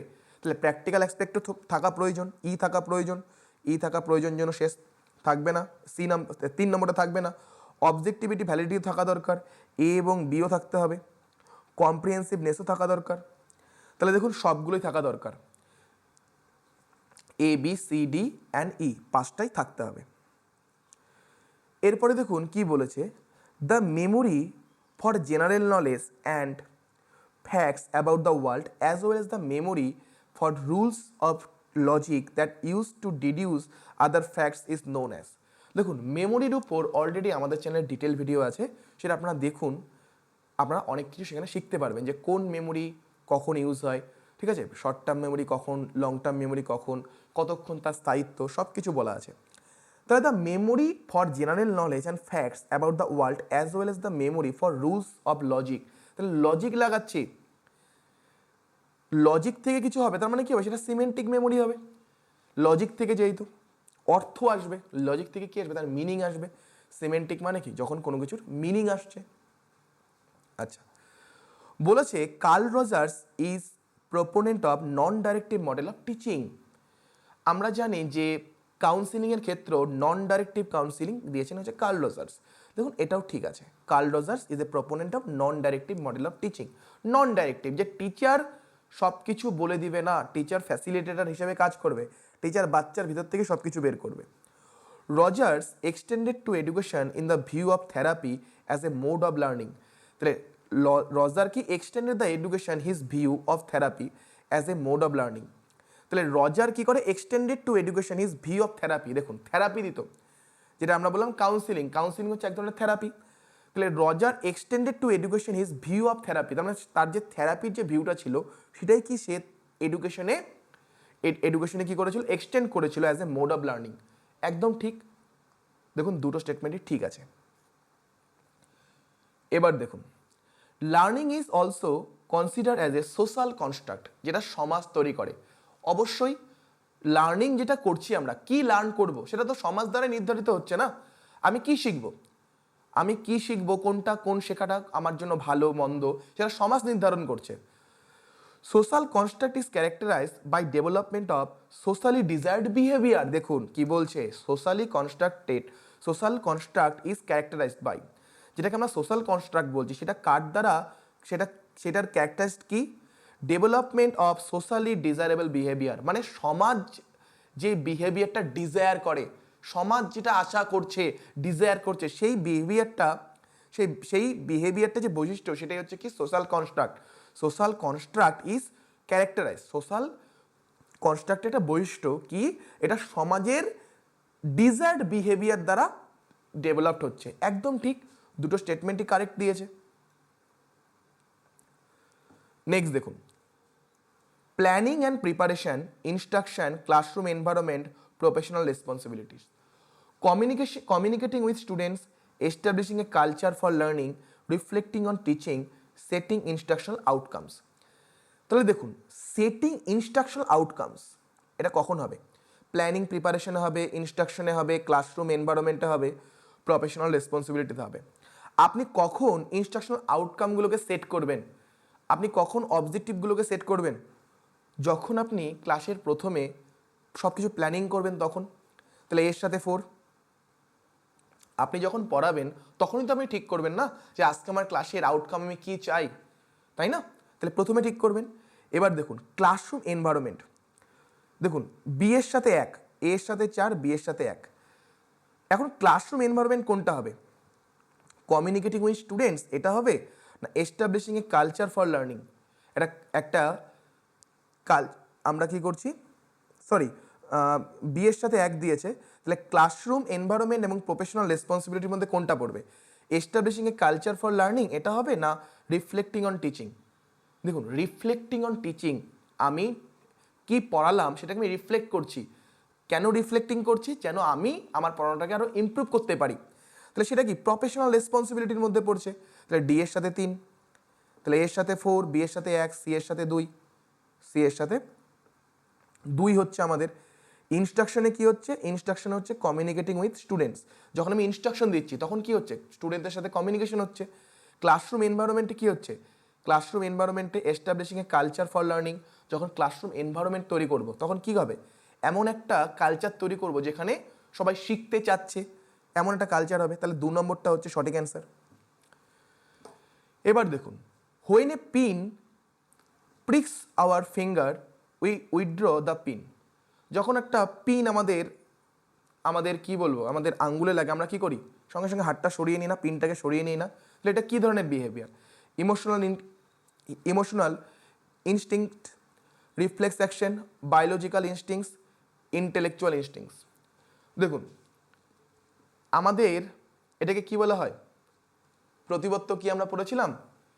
যদি হুট করে যদি কোনো কাটা জায়গায় হাত লাগে, হুট করে আমরা হাতটা সরিয়ে নিই না, এটা কি প্রতিবত্ত ক্রিয়া? প্রতিবত্ত ক্রিয়াকে কি বলা হয়? রিফ্লেক্স অ্যাকশনস বলা হয়। ওকে, নেক্সট দেখুন স্টেটমেন্ট 1, স্টেটমেন্ট 2। স্টেটমেন্ট 1 বলেছে problem based learning is a learner centre approach. যেটা বলেছে প্রবলেম বেসড লার্নিং, যেই লার্নিংয়ে আমরা বাচ্চাদের সামনে কোনো প্রবলেম তুলে ধরি সেটা কি? Learner centred approach. একদম ঠিক বলেছে। Statement 2, In guided discovery learning students are encouraged to construct their understanding without the assistance of teacher, guided questions and directions. Statement 2 কি বলেছে? In guided discovery learning, দেখুন guided discovery তার মানে guide করা হচ্ছে। Students are encouraged to construct their understanding without the assistance of teacher, guide questions. এইদিকে বলছে guided Discovery learning, আর এদিকে বলছে কোনো গাইড করা হবে না। তাহলে এটার অ্যান্সার কী হচ্ছে? প্রথমটা ঠিক, পরেরটা ভুল। পরেরটা ভুল কেন বুঝতে পারলেন? যে গাইডেড ডিসকভারি লার্নিং বলছে, তার মানে কোথাও না কোথাও যে বাচ্চারা যে ডিসকভার করবে সেটাকে গাইড করা হচ্ছে। তাহলে গাইড কে করবে? টিচার গাইড করবে। কিন্তু এখানে কি বলেছে? Without the assistant of teacher, guide questions and direction. মানে টিচার কোনো গাইড করছে না, কোনো ইনস্ট্রাকশন দিচ্ছে না, কোনো কোশ্চেন দিচ্ছে না, সেটা দ্বারা কোনো গাইড হচ্ছে না, কিন্তু আবার বলছে গাইডেড ডিসকভারি লার্নিং। তাহলে এইভাবে দেখুন, আমি যদি নাও জানি, শুধু প্রশ্নের কথাগুলোকে যদি আমি ভালো মতো খেয়াল করি, আমার অ্যান্সার বেরিয়ে যাচ্ছে। Next, teacher centred method of teaching are more effective than learner centred method in promoting deep learning. তাই কি টিচার সেন্টার্ড কি মোর এফেক্টিভ? বুঝেই গেছেন যে স্যার কোনো মতেই হতে পারে না। এরপরে বলছে lecture method involves the use of open ended problem to encourage critical thinking and problem solving. বলুন, লেকচার মেথডে কি আমাদের critical thinking, problem solving developed হবে? কোনো দিনও হবে না। তাহলে দুটোই ভুল আছে। Next, mister Johnson wants to create a mind map. দেখুন, mind map for the students to help them understand the concept of photosynthesis. Mind map, ঠিক আছে, এক্স মাইন্ড ইউজ হয়, মাইন্ড মেস্টার ইউজ হয়। Which of the following tools would be most suitable? কোনটা বেশি suitable হবে? দেখুন, edu puzzle তো হবে না, আর নেয়ার পর তো লেসেন তৈরি করার জন্য ইউজ হয়, একটু আগে দেখলাম। এখানে কি আছে? মাইন্ড মেস্টার আর হট পটেটো। দেখুন, মাইন্ড ম্যাপ কি? আমরা হচ্ছে is a easy way to brainstorm thoughts originally without worrying about order and structure. তার মানে এখানে ব্রেইনস্টর্মিংয়ের জন্য আমরা ইউজ করি মাইন্ড ম্যাপ। মাইন্ড ম্যাপ একটা ওয়ে যার মাধ্যমে কি আমরা ব্রেইনস্টর্মিং করি, মানে ক্রিয়েটিভিটি ডেভেলপ করার চেষ্টা করি।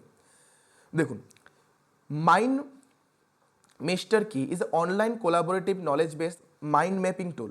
এটা কি মাইন্ড ম্যাপিং টুল? তাহলে এটার মাধ্যমেও কি হবে? বাচ্চাদের আমরা বলতে পারি ক্রিয়েটিভিটি বা আমরা যেটা বলতে পারি যে এখানে হচ্ছে বাচ্চাদের কি ডেভেলপ করানো হবে, মাইন্ড মেস্টারের মাধ্যমে বাচ্চাদের ব্রেন স্টর্মিং করানো হবে। আর হট পটেটো কি is A robust set of classroom activity tools that teacher can use the construct quizzes, close or matching activities and crossword puzzle. তার মানে হট পটেটোটা কি আলটিমেটলি পাজেল তৈরির জন্য ইউজ হবে। তাহলে এখানে কি হবে, এখানে আমরা মাইন্ড মেস্টেড যেটা রয়েছে সেটাই হবে অ্যান্সার। ওকে, নেক্সট দেখুন চ্যানেলের নাম দিয়েছে, কোনটা কোন চ্যানেলের নামটা ঠিক আছে, ঠিক আছে। Which DTS channel deals with social science 1, social and behavioural science. দেখুন ডাইরেক্ট প্রশ্ন, তো এটা চ্যানেল 3 প্রবোধ, ঠিক আছে, ডাইরেক্ট প্রশ্ন দিয়েছে যেখানে সোশ্যাল সায়েন্স 1, সোশ্যাল এবং বিহেভিয়ারাল সায়েন্স পড়ানো হয়। তো আমি এর যে লিস্টটা রয়েছে আমি আমার টেলিগ্রাম চ্যানেলে দিয়ে দেওয়ার চেষ্টা করব। এরপরে দেখুন, which collaborative ICT tool allow user to create digital bulletin boards to share and gather information. X mind যেটা রয়েছে সেটাও যে একটু আগে আমরা পড়লাম মাইন্ড ম্যাপিং, তার জন্য ইউজ হয়, ঠিক আছে। X mind support mind maps যেটা বললাম মাত্র। দেখুন এরপর আছে প্যাডলেট, আমাদের অপশনগুলো কী কী আছে, প্যাডলেট, বুক ক্রিয়েটার, প্লেটাগন। দেখুন প্যাডলেট কি is a educational technology startup company based in San Francisco, California and Singapore. Padlet provides a cloud-based software as a service hosting a real-time collaborative web platform in which user can upload, organize and share content to virtual bulletin boards called Padlets. তাহলে এখানে কি বলেছে, digital bulletin boards to share and gather information. Okay, তাহলে এটা কি হচ্ছে, আমাদের Padlet হবে। প্লেটাগন কি, Plotagon has been educational app that allow students to create instant animated video. তাহলে প্লেটাগন কি, অ্যানিমেটেড ভিডিওর জন্য, তাহলে এটার অ্যান্সার হচ্ছে প্যাডলেট। আচ্ছা, স্টেটমেন্ট 1, স্টেটমেন্ট 2 দুটো দিয়েছে। Round robin cooperative learning strategy, students work together to achieve a common goal or complete A task. আচ্ছা দেখুন, কোঅপারেটিভ লার্নিং যদি হয়, কোঅপারেটিভ লার্নিংয়ে কখনো কমন গোল হবে না, ঠিক আছে। এটা কি হবে, কোলাবোরেটিভ লার্নিংয়ে কমন গোল হয়। যদি কোলাবোরেটিভ লার্নিং হয় তখন একটা কমন গোল হয়, ঠিক আছে, কোলাবোরেটিভে হয়। In a group investigation cooperative learning strategy, student take turns sharing their ideas, thought and solution within their groups. In group investigation cooperative learning strategy, students take turns sharing their ideas, thoughts and situation within their groups. সে কি তার গ্রুপের মধ্যে সেটা সীমাবদ্ধ থাকবে। যখন বলেছে একটা গ্রুপ ইনভেস্টিগেশন কোঅপারেটিভ লার্নিং স্ট্র্যাটেজিতে যদি আমরা কোনো কিছু কাজ দেই, সেখানে student take turn their sharing ideas, thoughts and solution within their groups, তার গ্রুপের মধ্যে সীমাবদ্ধ থাকবে। দেখুন সবসময় সেটা গ্রুপের মধ্যে সীমাবদ্ধ থাকবে তা না, সেটা নিজের মধ্যেও রাখতে পারে বা গ্রুপের বাইরেও সেটা নিতে পারে। তাহলে এখানে কি দুটো স্টেটমেন্টই ভুল রয়েছে, ঠিক আছে, দুটো স্টেটমেন্টই ভুল রয়েছে। এরপরে দেখুন Swayamprabha channel 7 Kautilya is related to which of the following subject. কৌটিল্যতে কোন সাবজেক্টগুলো পড়ানো হয়, economics, library science, commerce, finance, mathematics. তো কৌটিল্যতে কোনগুলো পড়ানো হয়, তাহলে এটা হবে হচ্ছে ACD। ডাইরেক্ট প্রশ্ন, বারবার বলছি চ্যানেলগুলোতে কি পড়ানো হয়, তার নাম কি, চ্যানেলগুলোতে যে ভিডিও দেওয়া হয়, কে ভিডিওগুলো দেয়, এগুলো কাইন্ডলি দেখে যান, ঠিক আছে, কাইন্ডলি। এরপরে in which strategy of cooperative learning students are separated into a inner circle and outer circle. আজকে প্রথম দিকেই পড়েছিলাম ইনার সার্কেল এবং আউটার সার্কেলে কোথায় ভাগ করা হয়, স্নোবল, ফিশ বল, আমরা পড়েছিলাম ফিশ বলে। ইনার সার্কেলে তারা ডিসকাশন করবে কোনো কিছু, আর আউটার সার্কেলে যারা থাকবে তারা কি সেই ডিসকাশনটা তারা কি বলছে সেটাকে শোনার চেষ্টা করবে এবং নোট করবে। লিসেনিং স্কিল ডেভেলপের জন্য করা হয় ফিশ বল, তাহলে এটার অ্যান্সার ফিশ বল হবে। আচ্ছা এরপরে দেখুন which of the following are the example of information development model. কোনটা ইনফরমেশন ডেভেলপমেন্ট মডেলের উদাহরণ। দেখুন ইনফরমেশন বোঝার চেষ্টা করুন, অলরেডি আজকে করেছি যে স্যার সুম্যান মডেল এটা হচ্ছে ইনফরমেশন ডেভেলপমেন্ট মডেল, তাহলে ডি যদি হয় স্যার 4 নম্বরটা আউট।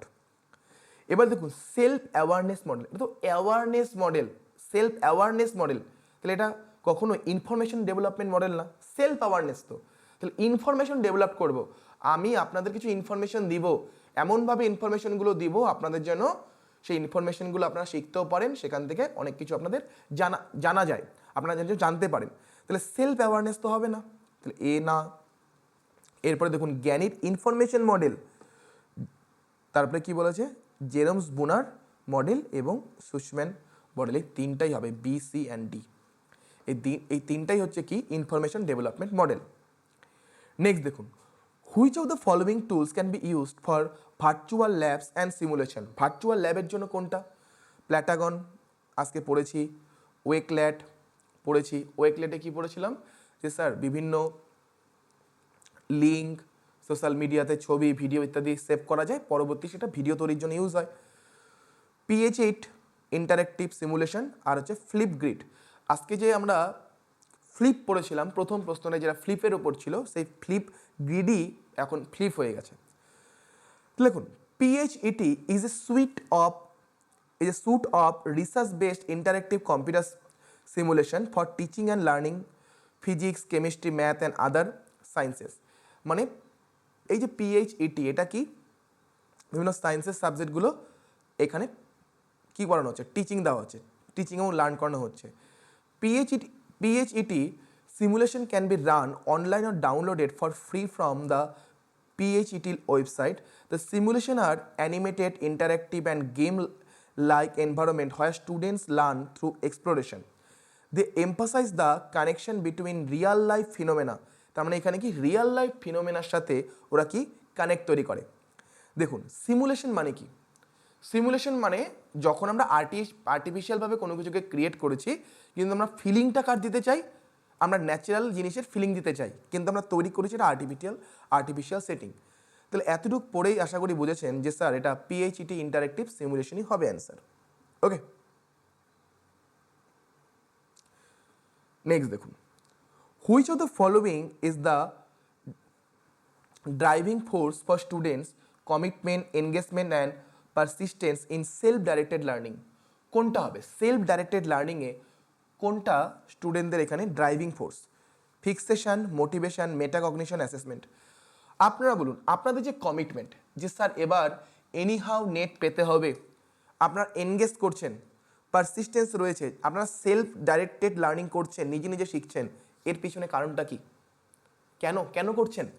যে স্যার মোটিভেশন, তাই না? যে sir motivation. Next question, passive style is a way of dealing with conflict in which people are non-assertive and submissive and do not let others know what they want. দেখুন passive একটা হচ্ছে active, একটা হচ্ছে passive.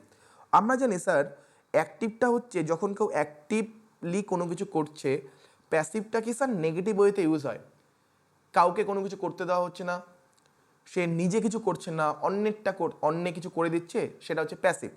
তাহলে passive style is a way of dealing with conflict in which people are non-assertive and submissive. Submissive মানে কি অন্য কেউ কিছু যা করছে সেটাকে মেনে নিচ্ছে, সেটা হচ্ছে submissive, ঠিক আছে? and do not let know what they want, তার মানে সে কি নিজে কি চায় সেটা কাউকে জানতে দিচ্ছে না।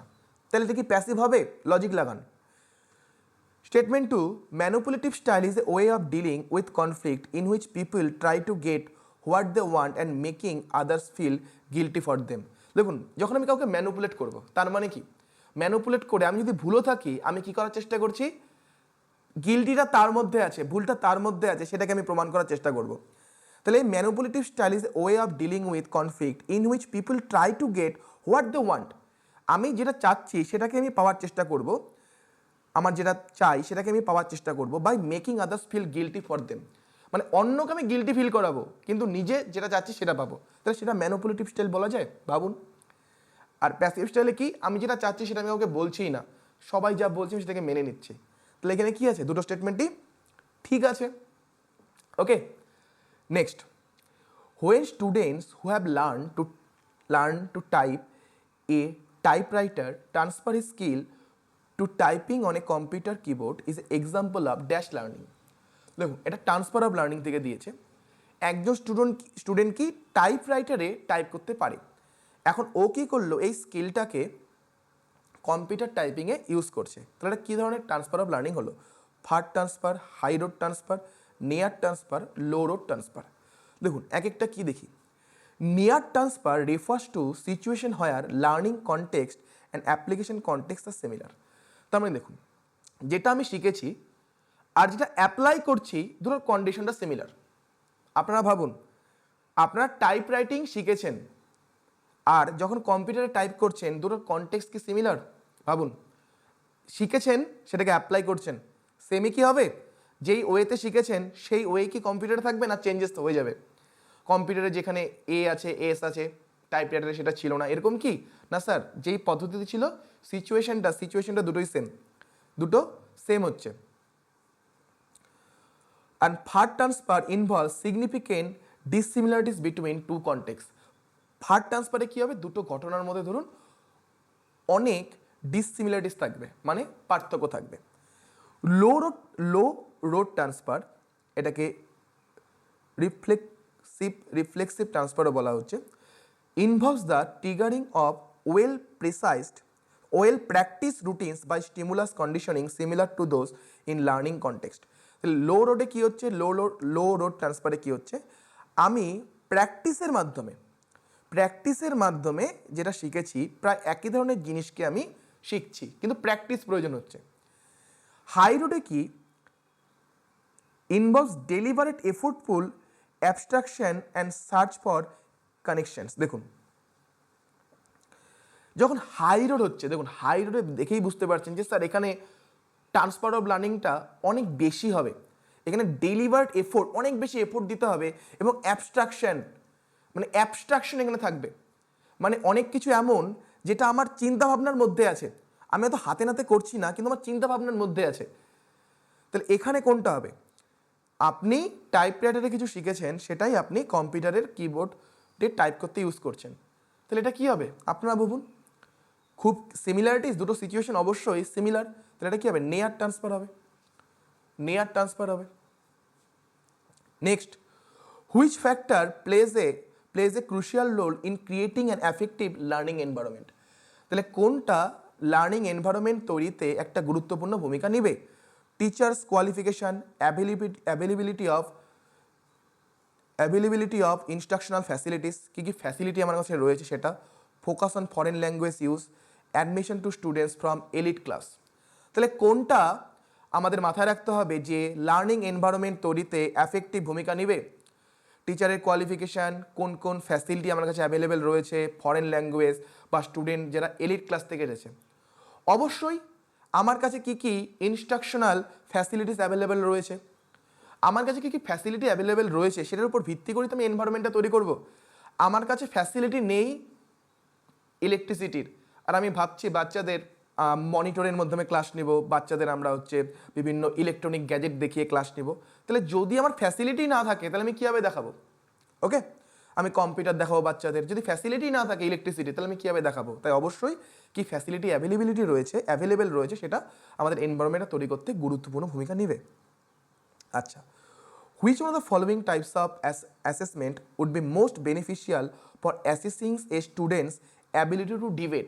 স্টুডেন্ট ডিবেট করতে চায়, তাহলে এখানে কোন অ্যাসেসমেন্ট হবে? Formative, summative, ipsative, performance assessment. দেখুন ফর্মেটিভ সম্বন্ধে আপনারা জানেন, না জানলে ভিডিও দেখুন, টিচিংয়ের যে ভিডিওটা আছে সেখানে শিখিয়েছি। সামেটিভ সেখানে বলেছি। ইপসেপটিভ বললাম যেখানে ওর নিজের পারফরমেন্সকেই, পূর্বে ওর কী পারফরমেন্স ছিল সেটার সাথে ওর আজকের দিনের পারফরমেন্সকে তুলনা করা হচ্ছে। তাহলে এখানে কি বলেছে? ডিবেট। তাহলে এখানে পারফরমেন্স অ্যাসেসমেন্ট কি? Involves the demonstration and application of knowledge, skill and work habit through what is known as a performance task. It is important that the tasks be meaningful and engaging to students. তাহলে বাচ্চা কি এখানে কি করা হচ্ছে? Demonstrate করছে। কি demonstrate করছে এবং কি অ্যাপ্লাই করছে? ও যেই নলেজটা বা স্কিলটা জানে সেটাকেই ওকে ডেমনস্ট্রেট করছে বা স্কিল সেটাকে অ্যাপ্লাই করছে। তাহলে এখানে দেখা হচ্ছে কি ও যেটা শিখেছে সেটা কি ওর জন্য মিনিংফুল হয়েছে কিনা। একটা জিনিস ভাবুন, যখন আমরা ডিবেট করি, যেটা আমি নলেজ জানি বা যেটা আমি শিখেছি সেটাকে আমি মিনিংফুল ওয়েতে ইউজ করতে পারছি কিনা সেটাই তো ডিবেটে দেখছি। আমি ডিবেট করছি, কোনো লজিক দিচ্ছি না, তাহলে সেটা ডিবেট হবে না, ঝগড়া হবে। তাহলে ডিবেট কী হচ্ছে? আমার সেখানে লজিক থাকছে, আমি যেটা শিখেছি সেটাকে আমি মিনিংফুল ওয়েতে ইউজ করতে পারছি কিনা। তাহলে অবশ্যই এটার অ্যান্সার কী হবে? পারফরমেন্স অ্যাসেসমেন্ট হবে। ওকে, নেক্সট স্টেটমেন্ট 1, স্টেটমেন্ট 2 কি বলেছে? Edmodo online tool helps teacher to stay in touch with parents, share updates and discuss students progress. তার মানে ইডমোটো একটা টুল যার সাহায্যে একজন টিচার কি প্যারেন্টসের সাথে টাচে থাকতে পারে, স্টুডেন্টদের কি প্রোগ্রেস হলো সেটাকে ডিসকাস করতে পারে। Duolingo is a online language learning platform. দেখুন কি বলেছে, Edmodo is an educational website that takes the idea of a social networking, দেখুন social networking, and refines them and makes it appropriate for a classroom. Using Edomoto, students teacher can reach out to their one another and connect by sharing ideas, problems and helpful tips. তার মানে দেখুন ইডোমোটোর মাধ্যমে teacher student যদি একে অপরের সাথে connect হতে পারে, যেহেতু এখানে সোশ্যাল নেটওয়ার্কিং হচ্ছে, তার মানে টিচারও কি বাচ্চার প্যারেন্টসের সাথে কানেক্ট করতে পারবে। তাহলে যেটা বলেছে যে টিচার বাচ্চার প্যারেন্টসদের সাথে কানেক্ট হতে পারবে, টাচে থাকতে পারবে এবং বাচ্চাদের কি প্রোগ্রেস হলো সেটাকে ডিসকাস করতে পারবে, একদম ঠিক। ডুওলিঙ্গো কি বলেছে? Duolingo language learning app, world most popular way to learn language. ডুওলিঙ্গোটা বুঝতেই পারলাম, ল্যাঙ্গুয়েজ অ্যাপ। তাহলে online learning platform, language learning platform, ধরুন দুটো স্টেটমেন্টই ঠিক আছে। ওকে, 1 নম্বরটা ঠিক। Next, in self directed learning metacognitive knowledge includes. দেখুন মেটাকগনিশন মানে কি? যখন আমরা নিজের চিন্তাভাবনা নিয়ে নিজেই চিন্তা করছি, আমার চিন্তাভাবনার উপর যখন চিন্তা হচ্ছে, আমরা সেটাকে নিয়ে থিঙ্ক করছি, সেটা হচ্ছে মেটাকগনিশন। তাহলে মেটাকগনিটিভ নলেজে কি থাকবে? Contextual knowledge, factual knowledge, procedural, technological, practical. দেখুন নিজের চিন্তাভাবনা নিয়ে আমি আবার চিন্তা করছি, তার মধ্যে কী থাকবে? কনটেক্সট তো থাকবেই, তাই না? আমি নিজের চিন্তা নিয়ে যদি পুনরায় চিন্তা করি, আমার কনটেক্সট সিচুয়েশনটাকে তো বুঝতে হবেই। তাহলে এ যদি হয় আউট। দেখুন এরপরে আছে ফ্যাকচুয়াল নলেজ আর হচ্ছে প্রসিডিউরাল নলেজ তো হবেই। কেন হবে? যে স্যার প্রসিডিউরাল এই দেখা হচ্ছে, পুরো প্রসেসটা দেখা হচ্ছে, কোন প্রসেসে আমরা কাজটা করছি। তাহলে আমি যখন নিজের চিন্তাভাবনাটাকে দেখব, তখন আমি কি দেখব না যে আমি কোন প্রসেসে কাজটা করছি? অবশ্যই দেখব, সেলফ ডাইরেক্টেড লার্নিং যেহেতু। তাহলে অবশ্যই বি হচ্ছে, তার মানে এ, বি অ্যান্ড সি, তার মানে ফ্যাকচুয়াল নলেজও হবে, A, B and C. Next, which learning style involves the extent to which students approach learning materials in a way that helps them understand the meaning of the materials। তার মানে প্রশ্নটা কি ভালো মতো বুঝুন, which learning style involves, তাহলে এখানে কোন লার্নিং স্টাইলটার মধ্যে কি হচ্ছে? the extent to which student approach learning materials in a way, মানে স্টুডেন্ট লার্নিংটাকে এমনভাবে করছে that helps them understand the meaning of the materials, মানে কোনো বস্তু যখন শিখতে যাচ্ছে, কোনো বস্তুর সম্বন্ধে এমনভাবে শিখছে যে সেই বস্তুর প্রতি একটা বাচ্চার আন্ডারস্ট্যান্ডিং ডেভেলপড হয়। তাহলে এখানে কী কী বলেছে দেখুন, surface style, impulsive, deep style, reflective style. দেখুন প্রত্যেকটার মানে বুঝুন, তারপরে আপনারাই বলবেন কোনটা হবে। In surface learning students focus on external goals such as getting a particular grade or award or pleasing and impressing someone else। তাহলে সারফেস লার্নিংয়ে কী হবে? স্টুডেন্ট এক্সটার্নাল কোনো কিছু পাওয়ার জন্য করছে বা কাউকে ইমপ্রেস করার জন্য করছে, বোঝা যাচ্ছে। সারফেস লার্নিংয়ে কোনো রিওয়ার্ডের জন্য করছে বা কাউকে ইমপ্রেস করার জন্য লার্ন করছে, সেটা হচ্ছে surface learning. Impulsivity is a cognitive style in which individual act before they think. তাহলে ইম্পালসিভিটি কি? একজন ইন্ডিভিজুয়াল প্রথমে অ্যাক্ট করছে, তারপরে থিঙ্ক করছে। আমরা কি বলি? ভাবিয়া করিও কাজ, করিয়া ভাবিও না, তাই তো বলি? আমরা কি বলি? ভাবিয়া করিও কাজ, কাজটা ভেবে করো, করিয়া ভাবিও না। তাহলে যদি উল্টোটা হয়, কাজটা করে ফেলেছি কিন্তু ভাবিনি, কাজটা করার পর ভাবছি, ঠিক আছে? তাহলে সেটা কি হচ্ছে? Impulsivity. In which individual act করলো আগে, individual act before they think, তারা ভাবলো তার আগেই, বিফোর দে থিঙ্ক, তার আগেই ওকে কাজ করলো, মানে না ভেবে কাজ করা, সেটা হচ্ছে ইম্পালসিভিটি। ডিপ অ্যাপ্রোচ টু লার্নিং কি? এখানে বলছে on meaning of what is learned, That concentration may involve testing the material against general knowledge, everyday experience and knowledge from other fields or courses. তার মানে কি, এখানে বাচ্চা ডিপ অ্যাপ্রোচ অফ লার্নিংয়ে কী করছে, বাচ্চা কোনো কিছুর মানে বোঝার চেষ্টা করছে, সেটাকে অ্যাপ্লাই করছে, সেটাকে অ্যাপ্লাই করে দেখছে সেটা হচ্ছে কিনা, সেটা হচ্ছে deep approach of learning. Reflective learning typically involves looking back at something, A past experience or idea or critical analysis at the event. তাহলে রিফ্লেক্টিভ লার্নিংয়ে কী হবে, আমি পিছনে ফিরে তাকিয়ে দেখছি যে আমার লার্নিংটা যেভাবে শিখেছি সেটা ঠিক ছিল কিনা, কোন জায়গাটা ঠিকভাবে শিখেছি, কোন জায়গায় অসুবিধা হয়েছে, সাকসেসফুল আনসাকসেসফুল ইভেন্টগুলোকে আমি দেখছি, যেন পরবর্তীতে আমার লার্নিংটা আরও ভালো হয়, আমি যেন শিক্ষাটা আরও ভালো মতো শিখতে পারি, সেটা হচ্ছে রিফ্লেক্টিভ লার্নিং। তাহলে এখানে কোনটা হবে, এখানে আমি মিনিংটাকে ভালো মতো বুঝতে পারছি। স্যার সারফেস তো হবে না, কোনো কিছু পাওয়ার জন্য তো না, ইম্পালসিভও হচ্ছে না। এখানে বলেছে বাচ্চারা কি খুব ভালো মতো বুঝতে পারছে মিনিংটা। রিফ্লেক্টিভে তো পিছনে ফিরিয়ে তাকা, তাহলে এটাও হবে না, তার মানে কি ডিপ স্টাইল। এটা কি হবে, ডিপ স্টাইল হবে। দেখুন, when competent readers encounter new sentences in their native language, they read them automatically is an example of dash learning. দেখুন অলরেডি এগুলো আমরা পড়লাম আজকে।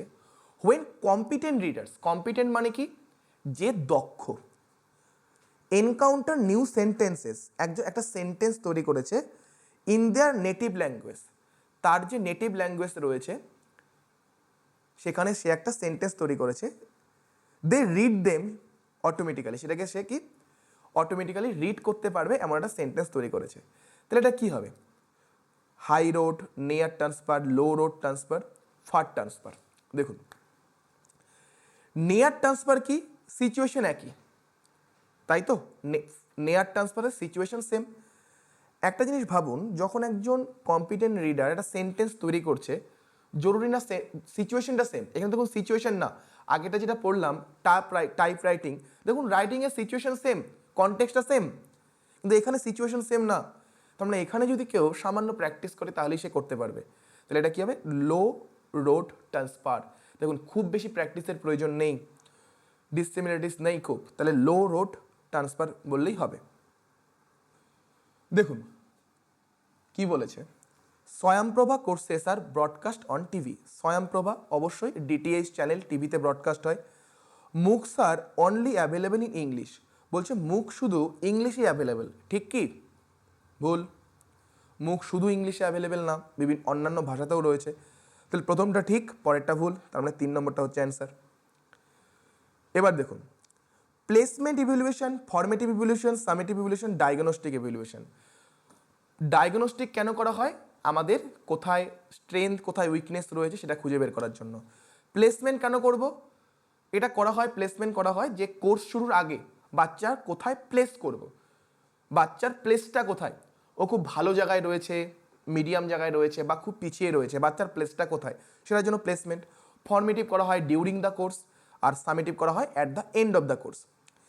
এবার দেখুন ডান দিকেরগুলো মিলান, কি কি দিয়েছে, to monitor the learning progress of students during the course of instruction. দেখুন ডিউরিং দ্য কোর্স, মানে বি এর সাথে এক, বি এর সাথে এক মানে 1 আর 2 আউট।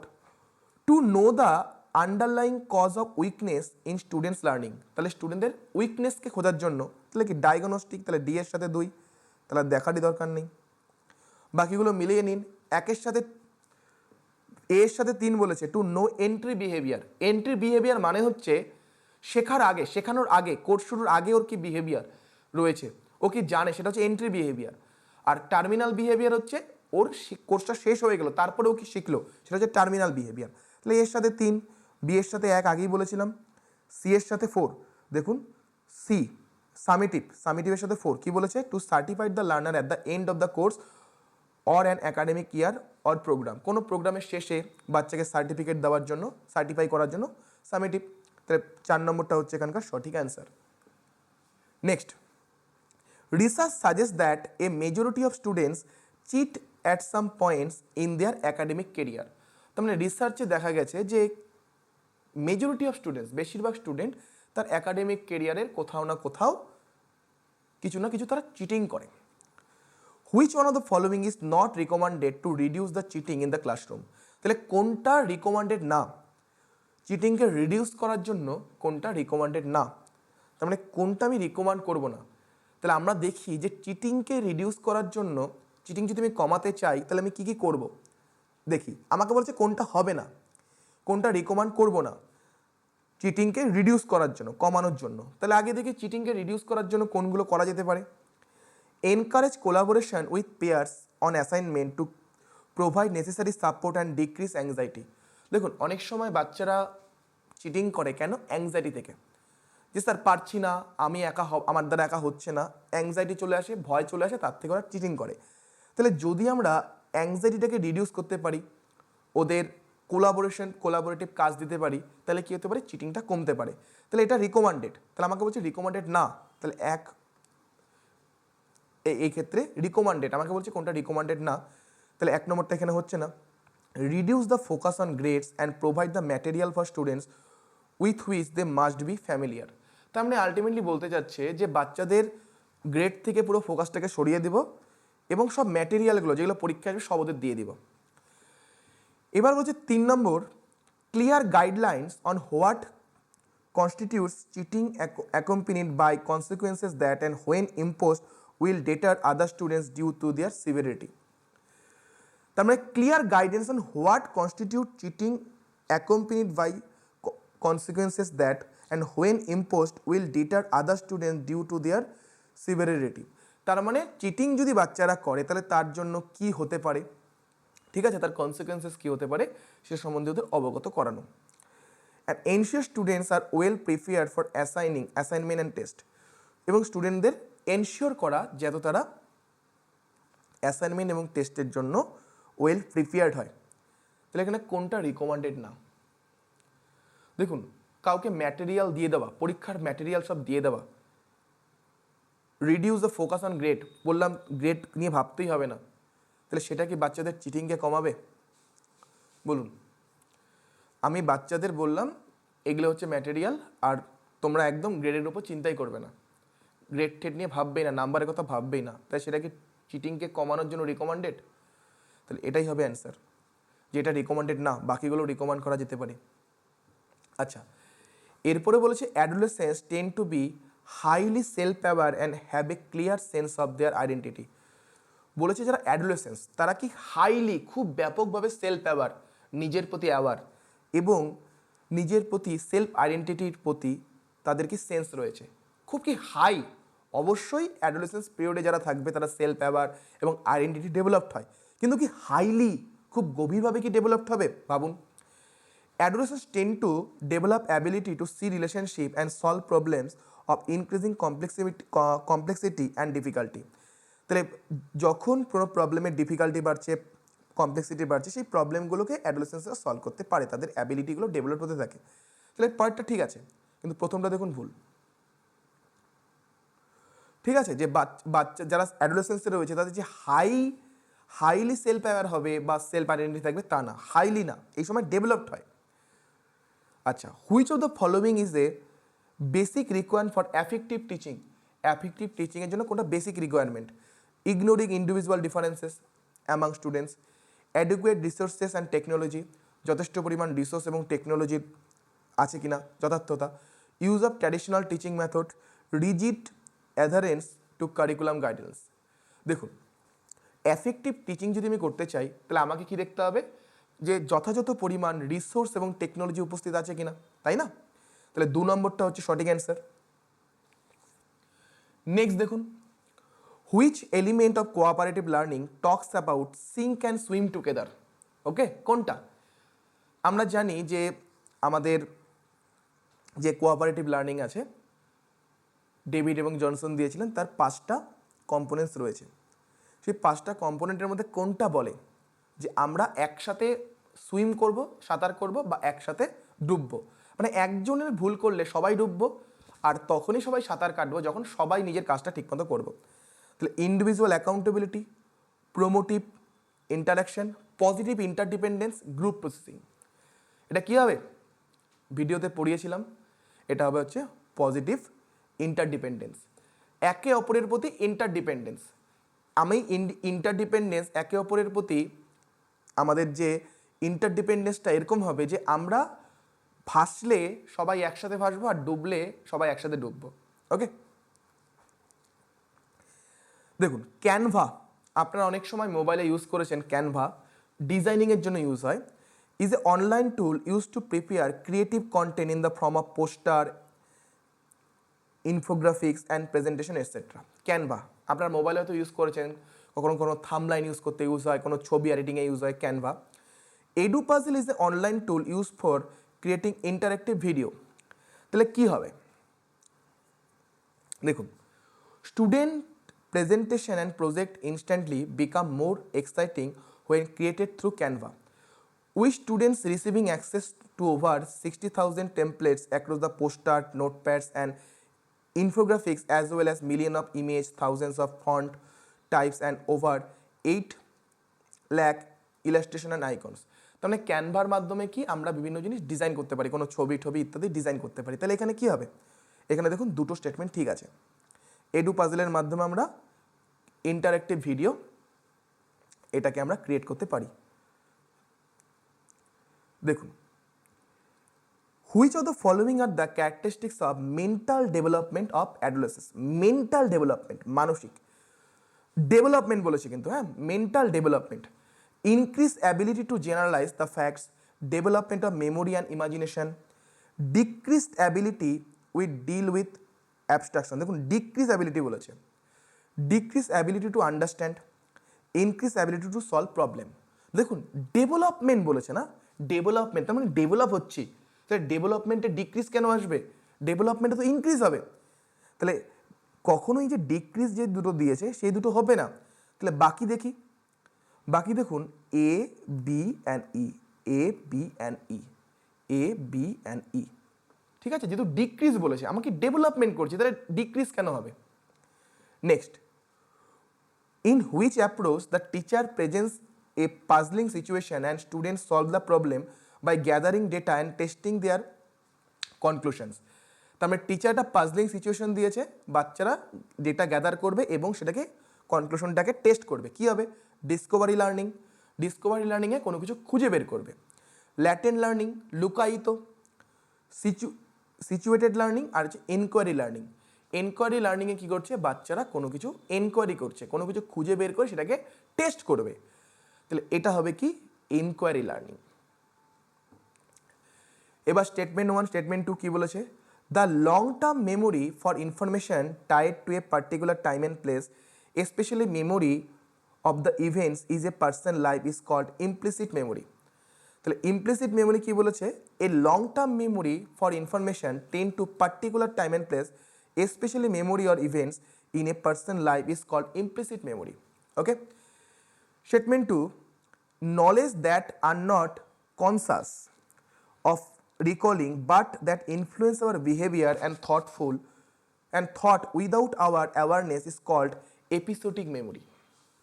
তাহলে কি হবে দেখুন, এখানে কি দিয়েছে, উল্টো দিয়েছে। ইমপ্লিসিট কি, যেটা আমরা আনকনসিয়াস ওয়েতে শিখছি, আমাদের শেখাচ্ছে, সেটা হচ্ছে ইমপ্লিসিট। এপিসিটিক মেমোরি হতো উপরেরটা। তাহলে দুটো উল্টো ঘটনা দিয়েছে, তাই এটা দুটো স্টেটমেন্টই ভুল। An economics teacher wants to create an infographics to explain supply and demand to her students. বলুন ইনফোগ্রাফিক মাত্র পড়লাম, ইনফোগ্রাফিকের জন্য কোন টুলস ইউজ হবে, এডু পাজেল, ক্যানভা, কুইজলেট, মাইন্ড মেস্টার, কোনটা ইউজ হবে ইনফোগ্রাফিকের জন্য? আজকেই শিখলাম, মাত্র শিখলাম, ক্যানভা ইউজ হবে।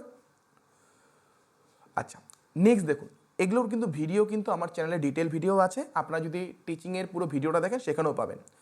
বলেছে norm referencing is used to interpret a score of an individual by comparing it with those of other individual. বলছে নর্ম রেফারেন্সে আমরা কী করি, একজন স্টুডেন্টের স্কোরকে অন্য স্টুডেন্টের ইন্ডিভিজুয়ালের স্কোরের সাথে আমরা কম্পেয়ার করি। স্টেটমেন্ট 2 বলছে criteria referencing is use to interpret and persons performance by comparing it to some specified behavioural domain. কোনো স্পেসিফাইড বিহেভিয়ারাল ডোমেন বা স্ট্যান্ডার্ড থাকে, তার উপর ভিত্তি করে আমরা ক্রাইটেরিয়া রেফারেন্সিং করি। দেখুন এখানে দুটো স্টেটমেন্টই কী দিয়েছে, একদম ঠিক দিয়েছে। যখন আমরা নর্ম রেফারেন্স টেস্ট করি তখন আমরা কী করি, কোনো স্টুডেন্টের পারফরমেন্সটাকে অন্য স্টুডেন্টের পারফরমেন্সের সাথে তুলনা করি, একদম ঠিক। এবং ক্রাইটেরিয়া রেফারেন্স টেস্টে কী করি, কোনো একটা ক্রাইটেরিয়া থাকে বা কোনো স্ট্যান্ডার্ড থাকে, তার উপর ভিত্তি করে সেই স্টুডেন্টের ওর যে নাম্বারটাকে কোনো ক্রাইটেরিয়ার উপর ভিত্তি করে আমরা কম্পেয়ার করি। তাহলে এখানে দুটোই ঠিক আছে। এরপরে দেখুন, which of the following are the elements of observational learning. Observation, আমি কোনো কিছুকে অবজার্ভ করব। দেখুন পরীক্ষা কমন পড়েনি, তাহলে আমি কেমন করে বুঝবো অবজার্ভ করতে যাচ্ছি, কী কী প্রয়োজন?